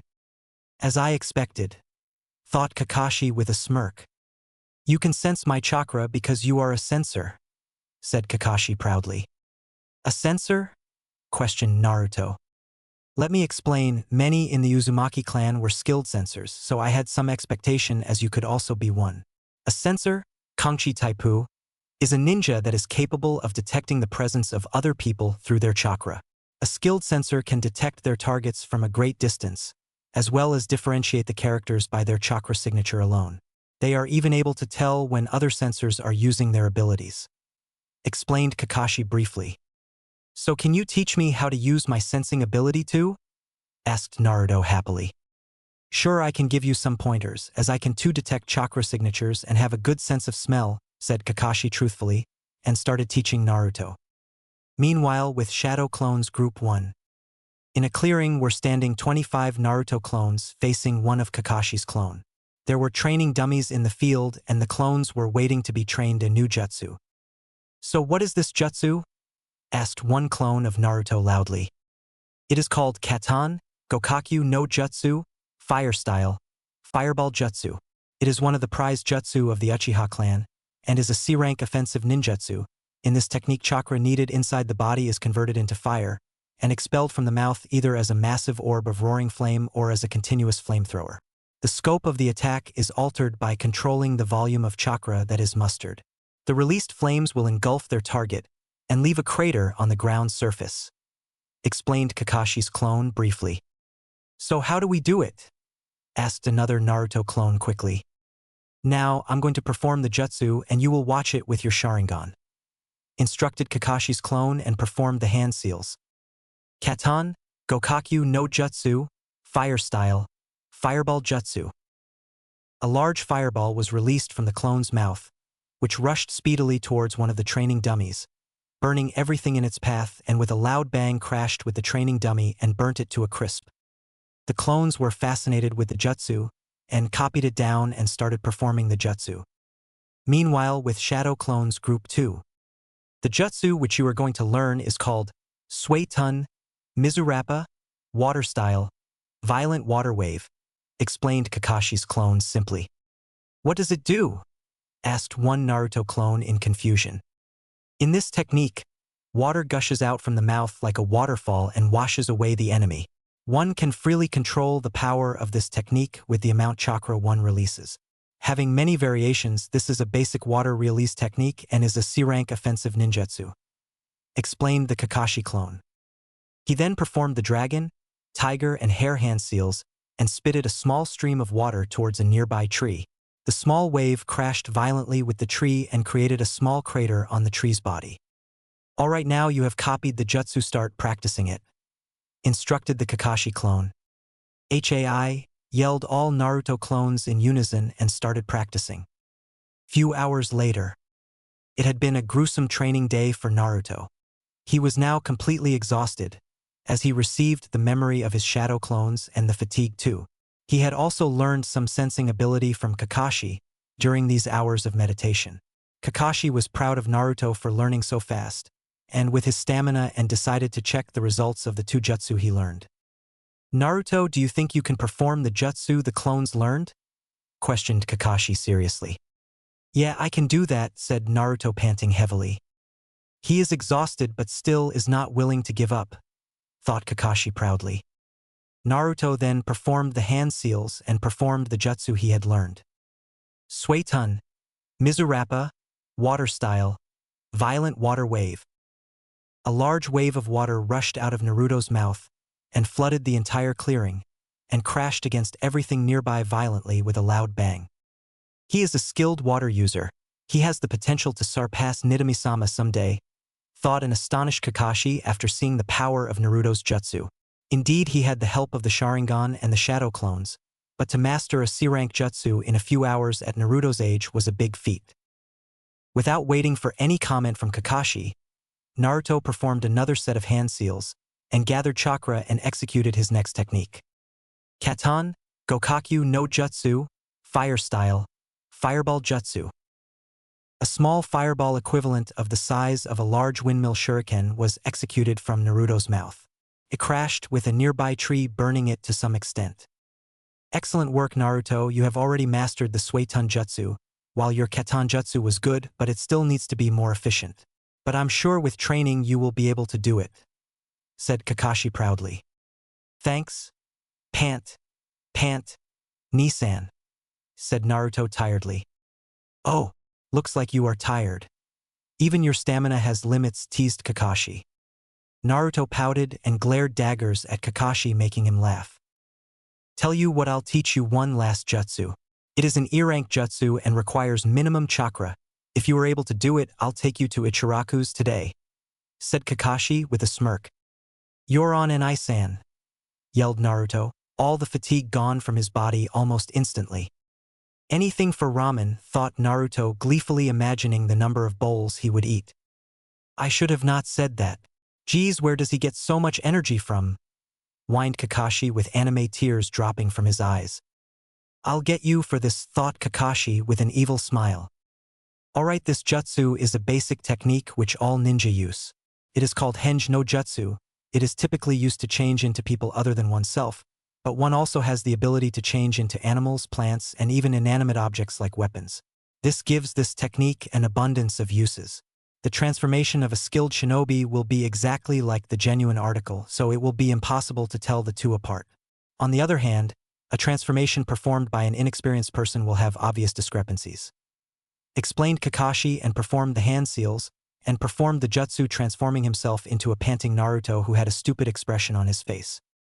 "Hey, got you," thought Kakashi with a smirk. Meanwhile, Naruto had activated his Sharingan, and had watched the jutsu closely, and decided to give Kakashi some payback and performed the jutsu. Immediately in place of Naruto stood a tall blonde girl whose hair reached up to her ass. Her face was angular and she had beautiful blue eyes. She had large C-cup breasts, a curvy ass, and long silky legs, and the most astonishing feature was that she was completely naked. "Oiroke no jutsu, sexy jutsu," said Naruto with a smirk. Kakashi had crashed into a nearby tree with a heavy nosebleed and had a perverted smile on his face before he became unconscious and drifted into his perverted world. "Payback's a bitch, Nissan," thought Naruto with a smirk, and collapsed from chakra exhaustion, but had a large smile on his face for his success. After a few minutes, Kakashi woke up and laughed on remembering how he was knocked out. He then went and picked up Naruto, who was sleeping peacefully. "That jutsu was damn impressive. I'll have to learn that from him," thought Kakashi perversely. But still he managed to learn so many jutsu in one day and mastered almost all of them. "Minato-sensei, you would be so proud of him. I wonder what would happen if I teach him genjutsu. He would be a force to be reckoned with in the future. But I wonder what will his academy life be," thought Kakashi with a smile, and started walking towards their house. Only if Kakashi knew that this day had marked the birth of the Sharingan prodigy, who would decide the fate of the world. Chapter 3. Comrades and Rivals. Time skip, 3 years. A lone figure could be seen walking through the streets of Konoha. This person was 4 feet 9 inches tall. He was wearing a black t-shirt and blue pants. His hands were covered by his fingerless metallic gloves. He wore black sandals. His face was covered by a black face mask. He had a well-toned body and his blonde hair were wildly swinging in the air with 2 bangs falling over his covered face. Many civilians did not recognize this person and were just busy doing their work, while some shinobi recognized this person but ignored him. This person was none other than Naruto Hatake. It had been 3 years since Naruto had awakened his Sharingan and had started training to become a shinobi. He had joined the ninja academy with his friends 2 years back. His training had been going very well. He had found out that he was a ninjutsu specialist and was quite proficient with it. Kakashi had taught him a few jutsus and was constantly training him whenever he was free from his missions. His most notable achievement in ninjutsu was his mastery over water jutsu. He could learn and perform Suiton, water-based ninjutsu very quickly. He also learnt some jutsu of his other affinities but was unable to learn any earth-based ninjutsu. His Sharingan had fully matured and now had 3 tomos in it. It was during a sparring session with Kakashi that he was able to awaken the final stage of his Sharingan, consisting of 3 tomos in each eye. Kakashi had congratulated him on achieving the final stage of his Sharingan. His taijutsu had improved too. Kakashi had made him use weights in his training. They were not too much, but still he kept on increasing them as time passed. He also taught him some moves of the Uchiha's intercepting fist, which focused mainly on speed and the movement of the opponents. Needless to say, this style suited Naruto much better with his Sharingan. Genjutsu was quite a difficult subject for him. Due to his vast chakra reserves, he had trouble controlling his chakra. Genjutsu required precise chakra control, though Naruto's chakra control had improved greatly, but it was still not good enough for him to learn any genjutsu, but he was able to easily dispel genjutsu due to his Sharingan, which could see through illusions. Naruto's Sharingan was a little different than the ordinary Sharingan. Naruto's Sharingan could cast very effective genjutsu. His illusions were so real that only skilled shinobi or genjutsu specialist could break through them. This ability made up for his lack of skill in learning any other genjutsu apart from his Sharingan illusions. Kakashi had trained him in hypnotizing his opponents using his Sharingan, and had even complimented him that he had the skill to surpass Itachi and Izuna Uchiha in the future with his Sharingan-based illusions. He was happy with his life. However, he had met another person who cared for him despite being a Jinchuriki. Thinking of her brought a smile on Naruto's face. Flashback. 1 year ago. Kakashi and Naruto were continuing their regular training in the Forest of Death as usual. Naruto's skills had improved greatly due to his training. His strength, speed, and ability to analyze his opponent and come up with counterattacks were greatly increasing. "All right, Anai-san, what are you going to teach me today?" asked Naruto excitedly. "Today I'm going to teach you a variation of the shadow clone technique," said Kakashi. "Variation?" asked a confused Naruto. "Yes, it is called Raitun Kage Bunshin, lightning release, shadow clone. It is a type of shadow clone and can also perform techniques like any other shadow clone, but it is made up of lightning. Let me show you what you can do. First, make 2 shadow clones and send them right towards me," instructed Kakashi. Naruto formed 2 clones and sent them charging towards Kakashi. Kakashi immediately formed a clone which rushed towards Naruto's clones. The first Naruto clone aimed a punch at Kakashi's clone chest, but he easily dodged at it and tried to give a kick but was blocked by the second clone who was holding his legs. The first clone then immediately jumped in the air aiming to give a roundhouse kick to the Kakashi clone and finish him off. But before the kick could connect, the Kakashi clone smirked, and before Naruto's clones could even realize what was happening, they were electrocuted as the Kakashi clone burst into lightning, dispelling itself with Naruto's clones. Naruto winced as he got the memories of his destroyed clones while Kakashi chuckled. "Damn, Anai-san, that was painful," muttered Naruto. "Now you see what it does. This technique allows the user to make a shadow clone infused with lightning. Because it is a shadow clone, it is able to perform techniques and interact with the environment due to it having physical substance, and also evenly distributes the user's chakra to each clone. If the clone is injured, it will revert to its natural lightning state, at the same time electrocuting whatever it is touching," explained Kakashi briefly. "If I am fighting an opponent near water source, this jutsu can be very helpful," thought Naruto. "All right, now try to form a clone infused with your lightning chakra dash," said Kakashi, but was interrupted by Naruto. "We've got company," said Naruto sternly. His sensing ability has increased," thought Kakashi as he could also feel a chakra signature approaching towards their position. Just a few moments later, a young woman jumped in the clearing where Naruto and Kakashi were training. Curious to see who this person was, Naruto turned to look at her. First thing he noticed was that this person was a very beautiful young woman. She wore a brown trench coat, a short dark brown skirt above a fishnet cloth which covered the rest of her body. She had a look of pure mischief in her eyes, and her hair was a shade of purple that really looked great on her. All in all, Naruto had to say he found her very beautiful, and this brought a blush on his face, but thankfully it was hidden behind his face mask. "Damn, why am I blushing? I'm not a pervert," thought Naruto. "Oi, Kakashi, what are you doing here?" asked the woman curiously. "Anko, what are you doing here?" asked Kakashi. "This is my playground, Kakashi-kun. Now tell me, what are you doing here?" asked Anko in a very sweet voice which sent shivers down both Naruto and Kakashi. "Only Anko can call this a playground," sighed Kakashi. "She's exactly as Kakashi and I-san said," thought Naruto, remembering how Kakashi used to talk sometimes about the snake mistress of Konoha, Anko Mitarashi, who was widely known for her sadistic tendencies. "Well, I am training my little brother," said Kakashi, and Anko turned and was surprised when she looked at Naruto briefly. What this brat? He looks like your clone, said Anko carelessly. Naruto's eyebrows twitched on being called a clone, but kept his calm, knowing losing his temper wouldn't end well for him. I am Naruto Hatake. Pleased to meet you, Anko-san, said Naruto respectfully with a short bow. Wait, you're Naruto? What the fuck do you mean that you are Kakashi's brother? Asked Anko a little loudly. Anko knew who Naruto was and what burden he carried. She did not hate the boy like many villagers and even sympathized with Naruto as she too shared a similar past like Naruto. But then the boy just disappeared and now he is Kakashi's brother. One thought was going in her mind. What the fuck happened? Thought Anko. Kakashi sighed and explained Anko the entire story about how he adopted Naruto but left out part of his lineage, and his Sharingan and his training until now. Well, I didn't expect you to be of the caring type, teased Anko. Did you say something? Asked Kakashi with an amused tone in his voice.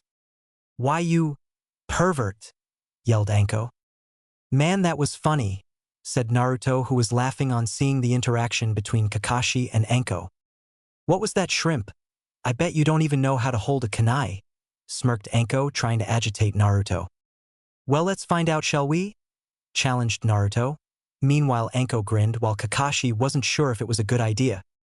Sure, Naruto was a calm and collected person, but he would never let anyone just insult him like that, and also it would be a good chance to test his skills against someone other than Kakashi. Naruto, I don't think you should challenge Anko like that. She is a jounin like me, said Kakashi sternly, trying to make Naruto understand. And I know that I am no match for Anko-san right now, but I want to prove it to her that I am not worthless and you train me well, said Naruto with determination in his voice. Meanwhile, Anko was impressed with Naruto's answer. He not only admitted that he was weaker than her and wanted to fight her for the right reasons. Fine, then don't complain when she breaks your bones, said Kakashi tiredly. Thanks, Anai-san, said Naruto gratefully. Brat, since you are honest and not arrogant, let's make a bet, suggested Anko. What's the bet, Anko-san? Asked Naruto. You fight with me, and if you are able to hold against me for even 5 minutes, then I'll teach you something useful, said Anko seriously. That's acceptable, but what happens if you win? Asked Naruto suspiciously. Then you owe me a treat, said Anko with a dreamy look in her eyes, thinking defeating Naruto would just be a piece of cake. Oh, please, it isn't what I think it is, thought Kakashi fearfully. May I ask what this treat may be, Anko-san? Asked Naruto. Dango! Yelled Anko, pumping her fists in the air. Shit, what have I gotten myself into? Thought Naruto. Everyone in Konoha knew about Anko's fetish for dango. It was even more than Naruto's love for ramen. I told you, Otutu. Well, it's your funeral, thought Kakashi. Alright, the rules are quite simple. You can use anything you want. Ninjutsu, genjutsu, taijutsu, all is fair. The spar will continue for 5 minutes until one gives up or loses. No serious damage is to be done to the opponent. It is a friendly spar, explained Kakashi in a monotone voice. Gee, thanks for that, Robo-Cyclopes, said Anko, and even Kakashi was a little irritated by the name given to him. Naruto, come with me for a minute, said Kakashi and walked a little away from Anko. Naruto followed Kakashi, and soon after they were a little distance away from Anko. Kakashi stopped. Naruto, you should not use any shadow clones or your Sharingan in this spar. The Sharingan I need not explain why you are not allowed to use, but for shadow clones I want to see your hand-to-hand combat skills without your clones, and it would be best to keep some of your abilities hidden. The shadow clone is a forbidden technique, and I don't think it will be right to show it to Anko at this time. Do you understand? Asked Kakashi. I understand, Anai-san, and I won't let you down, said Naruto confidently.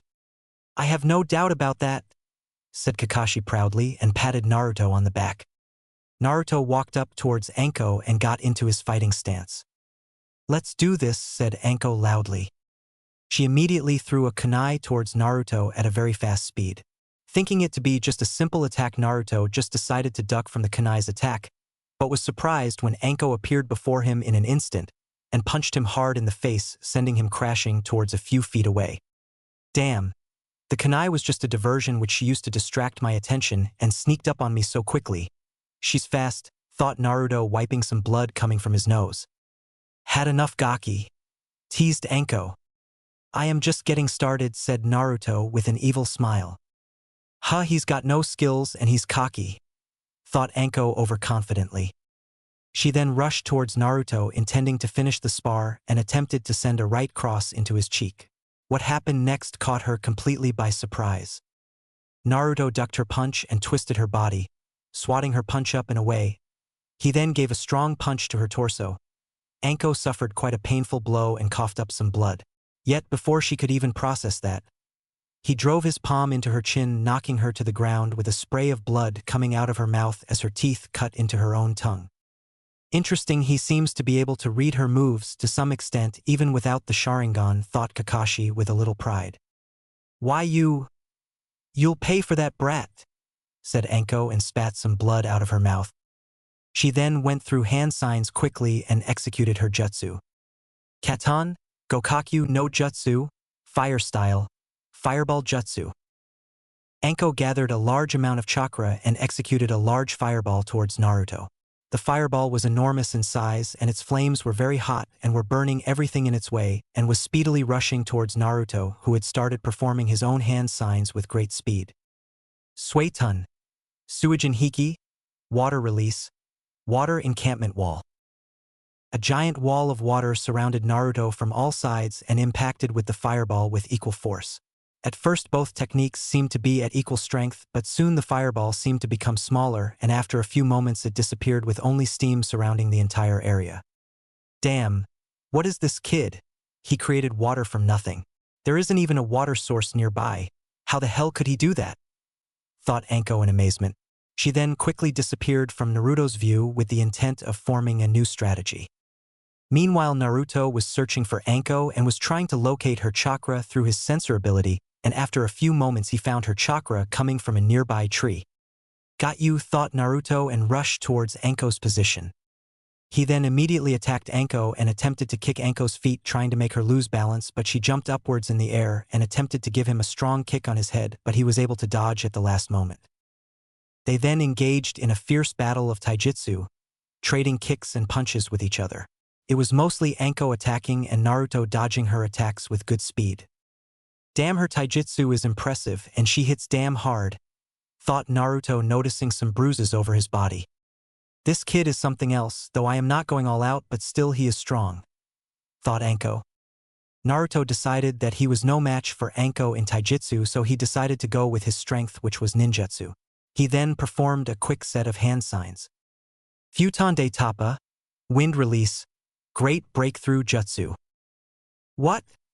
Thought a shocked Anko, but before she could evade the attack, a large gust of wind collided with her and sent her crashing into a nearby tree, where she crashed with a loud thud.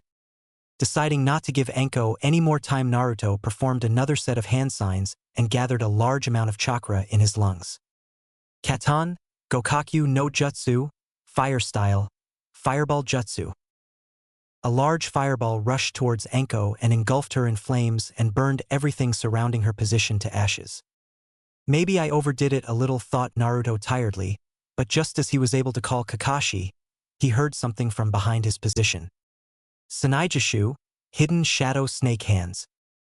Before Naruto could even blink, his entire body was entangled by a group of snakes, and he crashed on the ground with the snakes holding him tightly on the spot. He looked back at where his fireball had hit only to see a burnt wooden log in his place. Damn, a substitution, you idiot, thought Naruto angrily. He looked back to see Anko standing behind him with a smirk on her face. Although her clothes were burnt badly, while there were some light bruises on her hands and knees indicating that she barely avoided the attack. Impressive, Gaki. You were able to hold up against me for this long, and you even made me use my snakes. I'll admit you've got skill, but it's over. If you move, my snakes will love to get a bite from you, and they are very poisonous, said Anko in a very sickly sweet voice. All right, I forfeit, said Naruto dejectedly. Now Naruto, can you tell me why was Anko able to defeat you? Asked Kakashi. Because I was weak, suggested Naruto. It was quite the opposite. You were indeed strong, but Anko had one thing which you do not have right now, said Kakashi, gaining a puzzled look from Naruto. That's experience, Gaki. I have fought with many shinobi during my career, and as a result I was able to estimate your strategy, your fighting skills, and was able to counter it. No matter how much a person trains, he still needs to have real experience, and that comes from missions. Don't worry, you'll improve, said Anko. But I still lost, said Naruto tiredly, as he still was unable to accept his defeat. Don't be so down, you performed quite impressive for someone your age. Always remember this: if your opponent is stronger than you and victory does not seem possible, then it is a good choice to accept defeat. Do not let your pride get in your way, it has led to the downfall of many shinobi. Sometimes to win you must lose, explained Anko, and removed her snakes and offered her hand to Naruto to make him stand, which he gratefully accepted. That was indeed a good spar. You were able to hold against Anko for 4 minutes. That's more than I expected. I'm proud of you, said Kakashi with pride in his voice. I understand, and thank you Inai-san, Anko-san, for explaining this to me, said Naruto respectfully. Now Kakashi, how does he know such jutsus, and what the hell did you teach this boy? Don't you think he is too young to learn this much at his age? Argued Anko, thinking Kakashi was trying to make Naruto more stronger than required for his age. Now Anko, I understand your point, but Naruto has some enemies in the village who have tried to harm him in the past. So Hokage-sama had ordered me to teach him so that he could protect himself. Surely you understand that, don't you? Asked Kakashi, and Anko nodded. But how can he perform jutsu of 3 different affinity, and how in the hell does he have such high water affinity? Asked Anko curiously, as she was thoroughly impressed with Naruto's abilities. Kakashi then explained Naruto having 4 affinities and the training he has gone through till now. Anko whistled on hearing this. You are indeed interesting, Gaki. Well, as you performed so well and are not arrogant about your ability, I'll teach you a thing or 2, said Anko, shocking both Kakashi and Anko. Kakashi was shocked because Anko was never interested in teaching anything to anyone.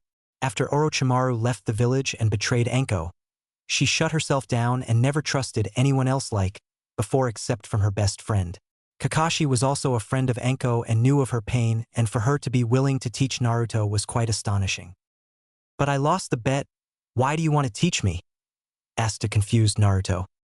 Well, you and I are a lot alike and you have got talent, so I just think I'll teach you a thing or 2, but you owe me a lot of dango for this, and stop calling me Anko-san. I am not a person for much honorifics, said Anko with a genuine smile. In truth, she cared for Naruto but was just unable to express it, and so this was her chance and she decided to take it. Thanks, Anko-chan, said Naruto with a true smile. Anko-chan, huh? You have good taste, Gaki. I might even like you, Naruto-kun, teased Anko while whispering in Naruto's ear, getting a light blush on Naruto's face, as Anko sure was beautiful and her ways of seduction were quite impressive. Meanwhile, Kakashi was giggling on seeing the entire scene between Anko and Naruto, but in truth he knew that Anko was just teasing Naruto. Now you do owe me some dango, don't you? Asked Anko menacingly with a dark aura in her voice, and Naruto nodded immediately. Of course, Anko-chan. Kakashi and I-san would like to come with us? Asked Naruto, pleadingly, hoping Kakashi would come to pay for Anko's huge dango bill. Oh, you are not getting me this time, Naruto, thought Kakashi mischievously. Sorry, O22. I have got some work with Hokage-sama. See you later, said Kakashi, and disappeared in a puff of smoke before Naruto could retort. Naruto turned around to find Anko impatiently tapping her feet on the ground. Damn you, Inai-san. You cheeky bastard, thought Naruto, with anime tears dropping from his eyes on losing his precious pocket money. Flashback end. Needless to say, Naruto got along very well with Anko. She was able to get him to open up and not remain secluded from others. She was like his elder sister who always guided him. Even Kakashi and Anko became better friends. At first, Naruto thought that Anko was a hard person who just didn't care about anything, but after he came to know about Anko's life, he found one person to whom he could somewhat relate to, a person who could somewhat understand him. She also introduced him to some food other than ramen. He once criticized that dango was not better than ramen, and let's just say it didn't end well for him. Anko was true to her words and decided to give some training in taijutsu to Naruto. She was training him with some moves of the Hibi style, which she was quite adept with. Under Anko's guidance, Naruto found out that his taijutsu needed a lot of work, and he had not paid equal attention to taijutsu as he did with ninjutsu and jinjutsu. So for the majority of the past year, he trained with Anko and was still training with her to improve his taijutsu. Kakashi also occasionally trained him in ninjutsu, but the main focus was on taijutsu. Anko's training regime was brutal to say in the least, and every day Naruto would end up bruised and battered from wounds from sparring with Anko, but it was a great experience and he was learning something very useful, so he didn't mind much. He still hadn't told Anko about his Sharingan. It was not that he didn't trust her. Instead, she was a precious person to him, but he still didn't know if telling her the truth would change her views about him. Kakashi had advised him to wait for the right time and then explain it to her. Naruto was so engrossed in his thoughts that he didn't notice that he had arrived at the academy and was already a few minutes late for his class. He went towards his class and knocked on the door. "Come in," said a voice from inside the class. Naruto entered the class and found his teacher Iruka Umino staring at him. Iruka was a man of average height and build. He had black hair which he kept tied in a ponytail. He had dark eyes and a scar that ran across the bridge of his nose. He wore the standard Konoha Chunin vest with a headband wrapped around his forehead. Iruka was a very kind-hearted man who cared for all of his students. At first he was indifferent towards Naruto, but with passage of time he came to realize that Naruto was not the fox. Instead, he was a very kind-hearted boy who loved his friends. After that, he opened up to Naruto, and now they were good friends or siblings, if one could say. "Naruto, why are you late by 20 minutes? Asked Iruka sternly. Even though Naruto was special to him, he never showed favoritism to any one student. "Sorry, Iruka-sensei. I was training yesterday and got very tired, so I was not able to arrive on time in class. It won't happen again," said Naruto honestly. Unlike Kakashi, he didn't like making lame excuses for his mistakes and admitted it. Iruka sighed and told him to sit in the class, but not without giving him a warning. Naruto liked the academy as it was where he was able to spend more time with his friends, but he hated the academy's training, which was entirely lame. The things which they were teaching the students to be genin would never help them get strong and survive in the shinobi world. But the worst part of the academy was fangirls. Most of the girls who wanted to be kunoichi were obsessed with boys and believed in fairy tales where they would be saved by their prince, while many boys considered themselves to be God and just wanted to show off. These were not the traits of a shinobi. A shinobi is a person who operates from the shadows and do not seek glory. They have complete control over their emotions and do whatever it takes to fulfill their mission. This was what Kakashi and Anko had taught him, but the academy was completely different. As a result, Naruto did not show off his skills in the academy like some other students. Instead, he opted to be an average student who had less skills.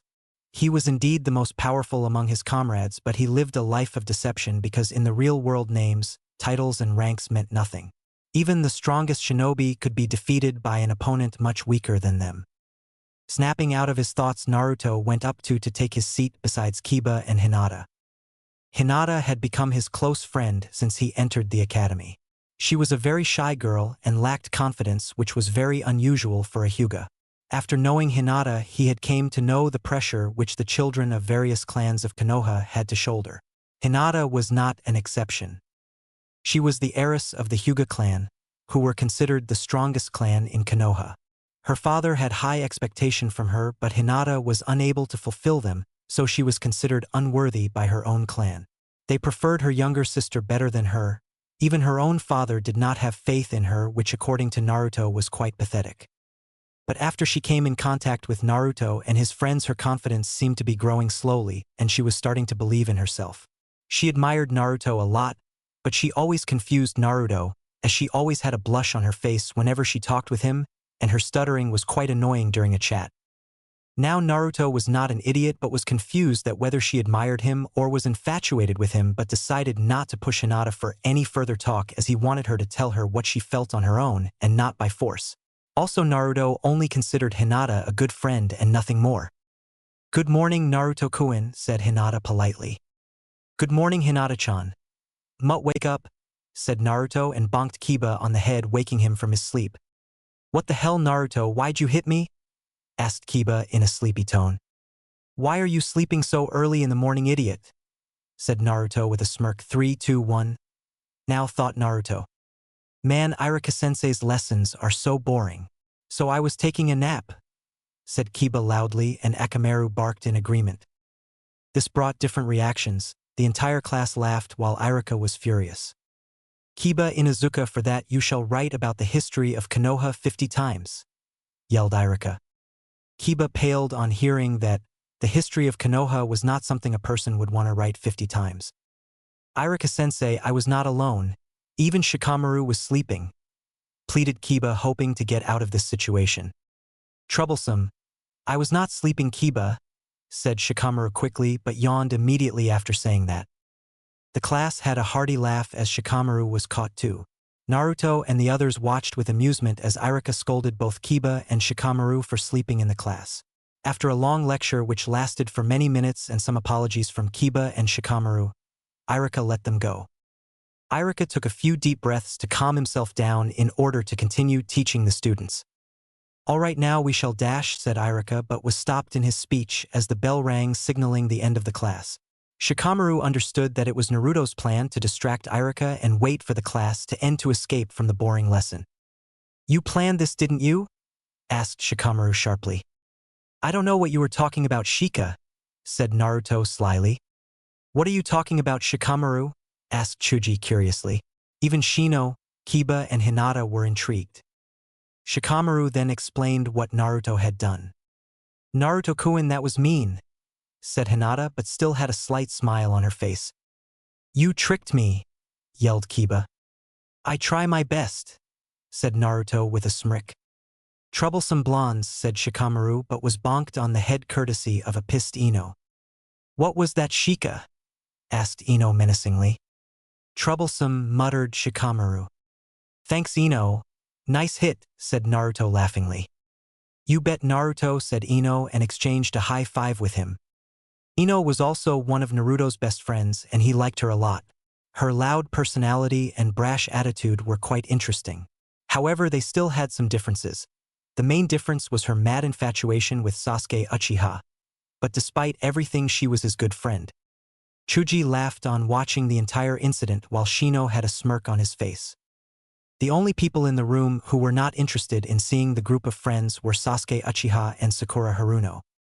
Naruto had tried to befriend Sasuke in the past, but Sasuke was not interested. He considered himself greater than the others and looked down upon anyone whom he didn't consider a challenge. Sasuke was mad about getting power and achieving it through any means necessary. He brooded all day and did not socialize with anyone. He didn't even look at his fangirls who worshipped him like a divine god. A part of Naruto hated Sasuke with passion. Sasuke was the golden boy of the village.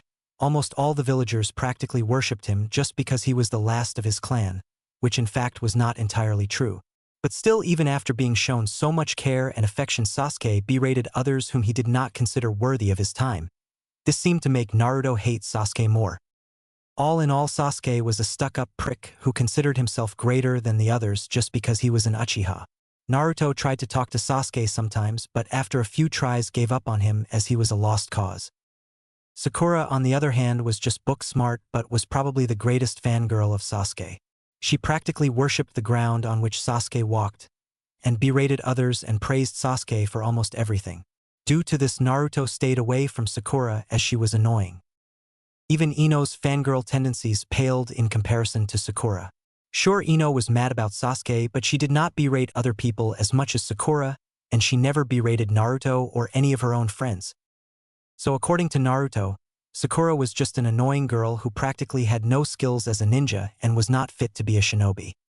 The rest of the day passed with the group of friends undertaking the kunai and shuriken tests meant to test their accuracy with weapons. Kiba was able to hit 8 out of 10 kunai targets, while Shino hit 7 targets. Shikamaru and Chuji were also able to hit 7 targets each, while Ino and Hinata managed to hit 6 out of 10 targets. Sasuke was able to hit every single target, which earned him a rather annoying cheering from his fangirls. Most of his fangirls were civilians who had no idea who Sasuke Uchiha really was. If they knew, they wouldn't have even spared him a glance. Sakura performed the worst out of all students, with only managing to hit 4 targets out of 10. When it was Naruto's turn, he decided to hold back his true skills. In truth, he could hit each and every target, but that would mean showing off his ability, and a shinobi should never show his cards until necessary, and showing off in front of a bunch of academy students was not Naruto's style. So he only hit 8 targets out of the 10 kunai targets. Alright class, now we are going to have a taijutsu spar between students. The spar will continue until one opponent gives up or is knocked out. Any questions? Asked Irika, but no questions were asked. The first few matches were between a bunch of civilian kids, and as such it was more like street fighting. Kiba and Shino had to face each other. At first they appeared to be even, but slowly within a few minutes of fighting Shino started to get tired and Kiba slipped into his defense and knocked him out, and which led to him winning the match. Ino sparred with a civilian boy and was able to defeat him easily. The match between Shikamaru and Chuji was quite amusing. Everyone was expecting a good fight between the two best friends, but were disappointed when Shikamaru just gave up, saying it was too troublesome to defeat Chuji, which earned him a beating from Ino and a long lecture from Irika. Alright, next match is between Hinata Hyuga and Haruno Sakura, announced Irika. After hearing the announcement, Sakura seemed to be confident while Hinata looked nervous. Huh. This is my chance to prove myself to Sasuke-kun, thought Sakura with a dreamy look in her eyes. Meanwhile, Hinata was not all that confident. Seeing her worried face, Naruto went towards her and put a hand on her shoulder. "You can do this, Hinata-chan. I believe in you," said Naruto with a smile. Hinata's eyes widened on hearing that. The boy she admired believed in him. "I won't let Naruto-kun down. I will win this fight," thought Hinata with determination. "Go, Hinata. Kick Forehead's ass," yelled Ino, while the others gave Hinata a thumbs up while Shino gave her a brief nod of encouragement. Seeing all her friends' faith in her brought tears in Hinata's eyes. She got the thing she wanted in her life most: recognition and to be acknowledged. These were her true friends, and she won't let their trust go in vain. Irika signaled the start of the match. Sakura rushed towards Hinata blindly and attempted to give a kick at Hinata's face. Hinata easily caught Sakura's leg and with a quick motion gave a punch to Sakura's chest. And then she quickly gave a leg sweep to Sakura's right leg, making her lose balance and fall on the ground. She then gave a quick series of gentle fist punches and sealed a majority of Sakura's tenketsu. The entire crowd of students were shocked on seeing Hinata's fierce battle. Every time Hinata had a spar with someone, she would lack confidence and would make a mistake and lose easily. But this time she was fighting as if she was a true shinobi. Naruto smiled on seeing Hinata's fight. He knew Hinata wanted to be acknowledged and for people to believe in her, and who be better than her friends, so he just did what was best for his friend, and the others did the same. Sakura found herself in a new world of pain. She had expected to win against Hinata as she considered her weak, but was surprised when she was defeated so easily and was beaten mercilessly by a girl who everyone thought is weak. "Sakura-sen, I have sealed of your tenketsu. I would advise you to quit as you are unable to fight," said Hinata with a polite yet stern tone in her voice. Sakura dejectedly accepted her defeat and went back towards her place while limping all the way. "You did great, Hinata-chan," said Naruto, but was surprised when he was enveloped in a tight hug by Hinata. "Thank you for believing in me, Naruto-kun. Thank you, everyone," said Hinata happily. "Way to go, Hinata," yelled Kiba with Akamaru barking in agreement. All the others congratulated Hinata, with Ino being the loudest person to praise her for defeating Sakura. Irika smiled on seeing the entire interaction between his students. "It seems I was wrong about you, Naruto. Hokage-sama was right, the will of fire burns brightly in all of you," thought Irika proudly. "Alright, today's last match is between Naruto Hatake and Sasuke Uchiha," announced Irika. The entire crowd went silent but soon erupted into a cheering for Sasuke, the most coming from Sakura. "Oi, Naruto, kick that team's ass," said Kiba. "Good luck, Naruto-kun," said Hinata with a warm smile. "Troublesome. I know you'll win," said Shikamaru, while Chuji and Shino nodded. "Naruto, good luck, but please don't hurt Sasuke-kun," said Ino in a low voice so that no one else could hear. "I understand, Ino-chan, and thank you," said Naruto with a kind smile. Ino blinked in surprise on hearing being called Chan, and got a blush on her face. "Well, he's not that bad," thought Ino with a blush. Naruto and Sasuke stood in front of each other waiting for Irika's signal to start the spar. Naruto seemed to be stoic as ever, his emotions being hidden behind his mask, while Sasuke seemed to be confident of himself. Irika gave the signal indicating the start of the spar, but even after a few moments Naruto hadn't moved from his position and was standing with his hands in his pockets as if he was mocking Sasuke. "What's the matter, Dobe? You scared of facing me?"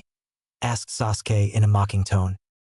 Naruto gave no reaction and stood stoically in front of Sasuke. Kakashi had taught him that the best way to win a fight was to make sure your opponent gets distracted. Naruto knew about Sasuke. He knew Sasuke was strong, but his arrogance was his weakest point, and by playing with his ego he was making sure that Sasuke loses his cool. With the spectators. "Shika, why is Naruto just standing there?" asked Ino in confusion. "Psychological warfare," stated Shikamaru. "What?" asked Ino even more confusedly. All the others were also interested in hearing Shikamaru's answer. "Troublesome blondes. Naruto likes to play with his opponent's emotions rather than charge and head-on. I noticed this while we played shogi," said Shikamaru. "As if he could defeat my Sasuke-kun with such cheap trick," screeched Sakura. Everyone winced on hearing her voice. Even Ino, who was fond of Sasuke, was annoyed by Sakura's madness. "But do you think Naruto would be able to defeat Sasuke?" asked Chuji. "Naruto is a way more powerful than he lets on," said Shino for the first time. "How so?" asked Kiba. "You'll see. Besides, it's too troublesome to explain," said Shikamaru. Lazy-ass Naras, thought everyone at the same time. With Naruto. Naruto was waiting for Sasuke to start his attack. Meanwhile, Sasuke was getting impatient with Naruto's non-responsiveness and decided to provoke him a little. "Looks like your loser friends were wrong to trust a dope like you," mocked Sasuke, and the reaction he got from Naruto satisfied him. Naruto's eyes hardened on hearing that. He could tolerate his insult to some extent, but no one ever insults his friends and walks away with it. "I wanted to hold back Sasuke, but you leave me no choice," thought Naruto. Before anyone could even blink, Naruto rushed towards Sasuke at tremendous speed and slammed his fist in Sasuke's gut. Sasuke felt the air knocked out of his lungs. He wasn't even able to see Naruto's moves. Naruto then gave a harsh kick to Sasuke's face and sent him flying few feet back. All the people watching the fight were stunned to see the best student in the class being beaten like a dog, and it seemed that Naruto wasn't even trying. "Naruto baka, stop trying to cheat and hurt Sasuke-kun," screeched Sakura in Sasuke's favor. Everybody just wondered how stupid could she be. "Kill her. Make her feel pain," said a voice inside Naruto's mind, shocking him. Naruto realized that it must have been the Kyuubi, but now was not the time to think about it. "Sakura, shut up, you're annoying," said Naruto in an icy tone, sending shivers up everyone watching the fight. Sakura was frozen with fear as Naruto's cold blue eyes looked at her. His small killing intent was making things worse for her. "Is this your power, Naruto?" thought all his friends and Irika in unison. "Don't forget about me," yelled Sasuke angrily and attempted to send a right hook towards Naruto. With great speed, Naruto sidestepped from Sasuke's attack. He then grabbed Sasuke's arm and twisted it, making Sasuke wince in pain. "Looks like Enko's training paid off," thought Naruto with a smirk. Shinobi Rule 25. A ninja must always keep his emotions in check. If emotions are not controlled, they will lead to your downfall, Sasuke, said Naruto mockingly with a mild laugh. Sasuke yanked his arm away from Naruto. He then tried to give a leg sweep to Naruto, but Naruto back flipped away gracefully. "Why do you hesitate? You're pathetic," said the voice again from Naruto's mind. "Shut up, you damn fox," yelled Naruto in his mind. Sasuke and Naruto then engaged with each other in fierce taijutsu battle for the next few minutes. Sasuke was giving everything he got, but Naruto was just avoiding his attacks like a snake. It was as if he had no bones in his body. The entire class, as well as Irika, was stunned on seeing what was happening. The best student in the class, who was considered a prodigy of his generation, was being demolished by Naruto. "You're weak. Doesn't he make your blood boil? Answer me," yelled the voice again. Naruto was getting frustrated. For the last few minutes he was fighting Sasuke, and the fox was annoying him a lot, trying to make him more angry. "Yes, now shut up," yelled Naruto. "You will bow before me, you insolent brat. Now watch my power," said the voice. Naruto was trying his best to control his anger. He was feeling a surge of power through his body. Every fiber in his body was itching to kill Sasuke. It was like the fox's bloodlust was affecting him. "You listen to me, you damn fox. I won't let you control me. Now go back to where you came from," yelled Naruto with determination. "Fool, soon, very soon you will fall," said the voice with malice in its voice. Sasuke jumped in and tried to give a hard kick on Naruto's head, but Naruto brought both his hands up and blocked his attack. He then grabbed Sasuke's leg and swinged him in the air and threw him to the ground like a rag doll. Why am I so weak? Thought Sasuke, noticing the bruised all over his body. Is that all? Asked Naruto angrily. Everyone was startled by this new Naruto.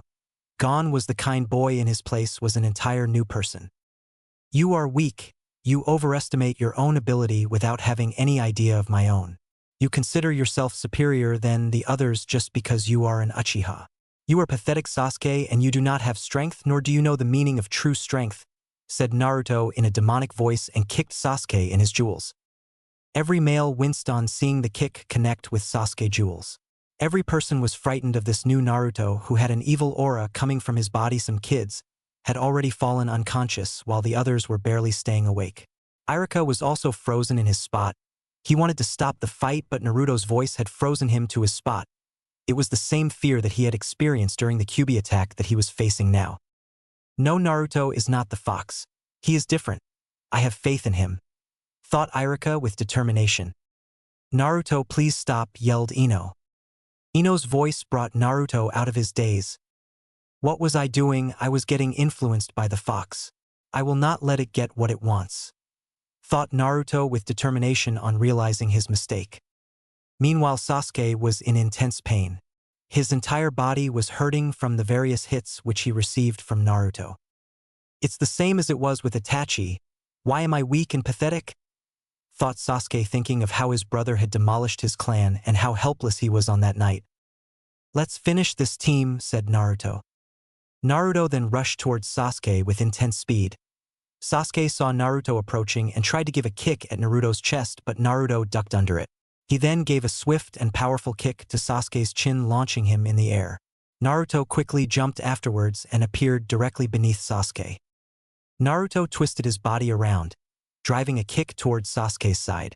Sasuke was barely able to block it, but Naruto just used it to increase his momentum as he spun the other way. His punch hit Sasuke brutally in the chest, knocking him back towards the ground. Naruto fell with him, subjecting Sasuke to a brutal series of midair kicks. It ended with him burying his foot into Sasuke's stomach. At the same moment, the Uchiha hit the ground with enough force to form a few small cracks. Sasuke coughed up blood, and then became unconscious. It's over, said Naruto on seeing Sasuke's condition. Winner Naruto Hatake, said a stunned Iruka, and then rushed forward to check on Sasuke. There was absolute silence. No one was able to believe that their prodigy Sasuke Uchiha of the great Uchiha clan had just been beaten mercilessly. There were mix of reactions among the students. Sasuke's fangirls were livid at Naruto for hurting and defeating Sasuke, but after seeing what Naruto did, decided to keep their mouth shut for their own safety. Even Sakura did not screech at Naruto, instead she was terrified of him. Some of the kids were amazed by Naruto's strength and couldn't help but wonder on how strong Naruto truly was. Amazing, said Hinata in awe. Way to go, Naruto. Nice work on kicking that team's ass, yelled Kiba, punching his fist in the air, which was followed by a cheerful bark from Akamaru. Troublesome, muttered Shikamaru, but had a small smile on his face. How much were you holding back, Naruto? Thought Shikamaru. Naruto felt a little bad on hitting Sasuke so badly, but then he remembered what Sasuke had said and came to the conclusion that Sasuke deserved it. He then saw the reactions of his friends and saw fear, pride, doubts, worry etched on their faces. I need to calm down myself, thought Naruto. He then went towards his friends, Ino specifically. He remembered Ino had asked him not to injure Sasuke badly, but he injured Sasuke and felt as if he hurt Ino even though Sasuke deserved what he got. I'm sorry, Ino, I hurt Sasuke, said Naruto regretfully. He was expecting a slap, cursing from Ino, but what happened next shocked him. Ino enveloped in a tight hug and had a few tears in her eyes. It's all right. I heard what Sasuke said. It's not your fault, said Ino and embraced Naruto tightly. Thanks, Ino-chan, said Naruto and returned the hug. He felt relieved on hearing that Ino didn't blame him or hate him for beating Sasuke. Troublesome blondes, muttered Shikamaru with a smirk. Oi, Ino, you sure you like Sasuke? It looks like you like Naruto a lot more than Sasuke, teased Kiba. Shut up, dog breath, yelled Ino and bonked Kiba, but she had a light blush on her face. Naruto, you performed well, said Shino, and Naruto nodded. Guys, thank you for having faith in me. Now I have some work to do. I'll see you guys later. said Naruto and immediately ran off without waiting for any reply from his friends. I need to talk to Kakashi and Isan and Gigi, thought Naruto, and rushed towards the Hokage tower. Everyone just wondered what Naruto really was. He was an enigma to them. At one moment he's a kind and caring person, and the other moment he was a ruthless person who destroyed his enemies. One thing was made clear, that Naruto was not what he seemed and was a lot more powerful than he showed. And there was something dark in Naruto. Chapter 4. The Meeting. Hiruzen Sarutobi had been through many things in his life. He was a veteran of 3 shinobi world wars, fought with the Kyuubi, guided his village as Hokage, passed on the will of fire to the future generations, but not in his entire life he had heard of the Kyuubi, the strongest Biju in the world, the beast who almost destroyed Konoha trying to talk with its Jinchuriki. The first Jinchuriki of the Kyuubi, Mito Uzumaki, never mentioned of having any interaction with the 9-tailed fox. Nor did Mito's niece Kushina Uzumaki had any type of contact with the 9-tailed demon fox during her life. But here was Mito's great-grandnephew and Kushina's son telling him that the Kyuubi tried to talk to him and influence him. This boy is going to be the end of me someday, thought Hiruzen tiredly. So let me get this straight, the Kyuubi was telling you to kill Sakura and Sasuke? Asked Hiruzen sternly. Yup, that's about it. Besides, that team was a pain in the ass, said Naruto with slight annoyance in his voice. Naruto, you should have better control over your emotions. I taught you better, said Kakashi disappointingly. I'm sorry, Anaisen, I don't know how I lost control, but I'll try harder, said Naruto dejectedly. He never liked to disappoint Kakashi and was feeling guilty as he let his brother down. That just means you have to practice more and control your emotions. You can do this, Naruto. I have faith in you, said Kakashi reassuringly. Kakashi knew it was never easy when the strongest Biju in the world was trying to control you, and honestly, he couldn't blame Naruto for losing control. Hell, even he would not be able to keep the Biju at bay, but still he had to make sure Naruto understood the seriousness of the situation and was making sure of it. This is indeed troublesome. Naruto, from what you have told me, I can assume that the Kyuubi reacts to your anger or your hatred for someone so far. This is a very serious matter, Naruto, and I agree with Kakashi. If you are to remain in control over the Kyuubi and stop his influence, then you need to control your emotions and strengthen your will, explained Hiruzen. How do I do that, GG? Asked Naruto confusedly. Naruto too wanted to be in control of himself and not in that of the stupid fox. The thought of being controlled by someone else was not at all acceptable to Naruto. I'll do whatever it takes. I won't let you control me, you stupid fox, thought Naruto with determination. Hiruzen and Kakashi saw the look in Naruto's eyes which showed his determination and were quite pleased and relieved that Naruto was not submitting to the Kyuubi's power. All right, Naruto, in order to control your emotions you must meditate more, said Hiruzen. I don't understand, GG. I am already meditating. Why do I need to meditate more? Asked Naruto confusedly. Because you have not achieved complete control over your mind. By meditating more you will be able to know more about yourself, said Kakashi in an amused voice. Hey, what does that mean? Asked Naruto irritatingly. That's for you to find out. Try to look underneath the underneath, said Kakashi with a chuckle. Annoying older brothers, mumbled Naruto with a sigh. Did you say something? Asked Kakashi in his trademark voice. Oh, you're not getting me so easily, thought Naruto deviously. Huh? Asked Naruto in a too innocent voice. This got very different reactions from the 2 other occupants in the room. Hiruzen couldn't contain his laughter anymore, while Kakashi was shocked that Naruto had just played his own card against him again. I never thought that I would live to see this day, Kakashi. Somebody actually used your own attitude against you, said Hiruzen with a chuckle. I wonder what guy would think about this, suggested Naruto deviously. And oh, please don't tell Guy about this, begged Kakashi and fell on his knees with fake anime tears dropping from his eyes. Only on one condition, said Naruto with a smirk. Anything, yelled Kakashi immediately. Is this really Kakashi? Thought Hiruzen with a sweat drop. You have to teach me Kenjutsu and Fuinjutsu. Also, you have to give me your new copy of Ika Ika, said Naruto with a smirk. What? Why do I want to learn Kenjutsu and Fuinjutsu? asked Kakashi and Hiruzen in unison, ignoring Naruto's demand for Ika Ika. As you know, my dream is to join the ANBU, and every ANBU member must learn Kenjutsu, and I want to learn it too because if I start learning now, I would be able to master it in a few years, or at least be decent enough for ANBU standards.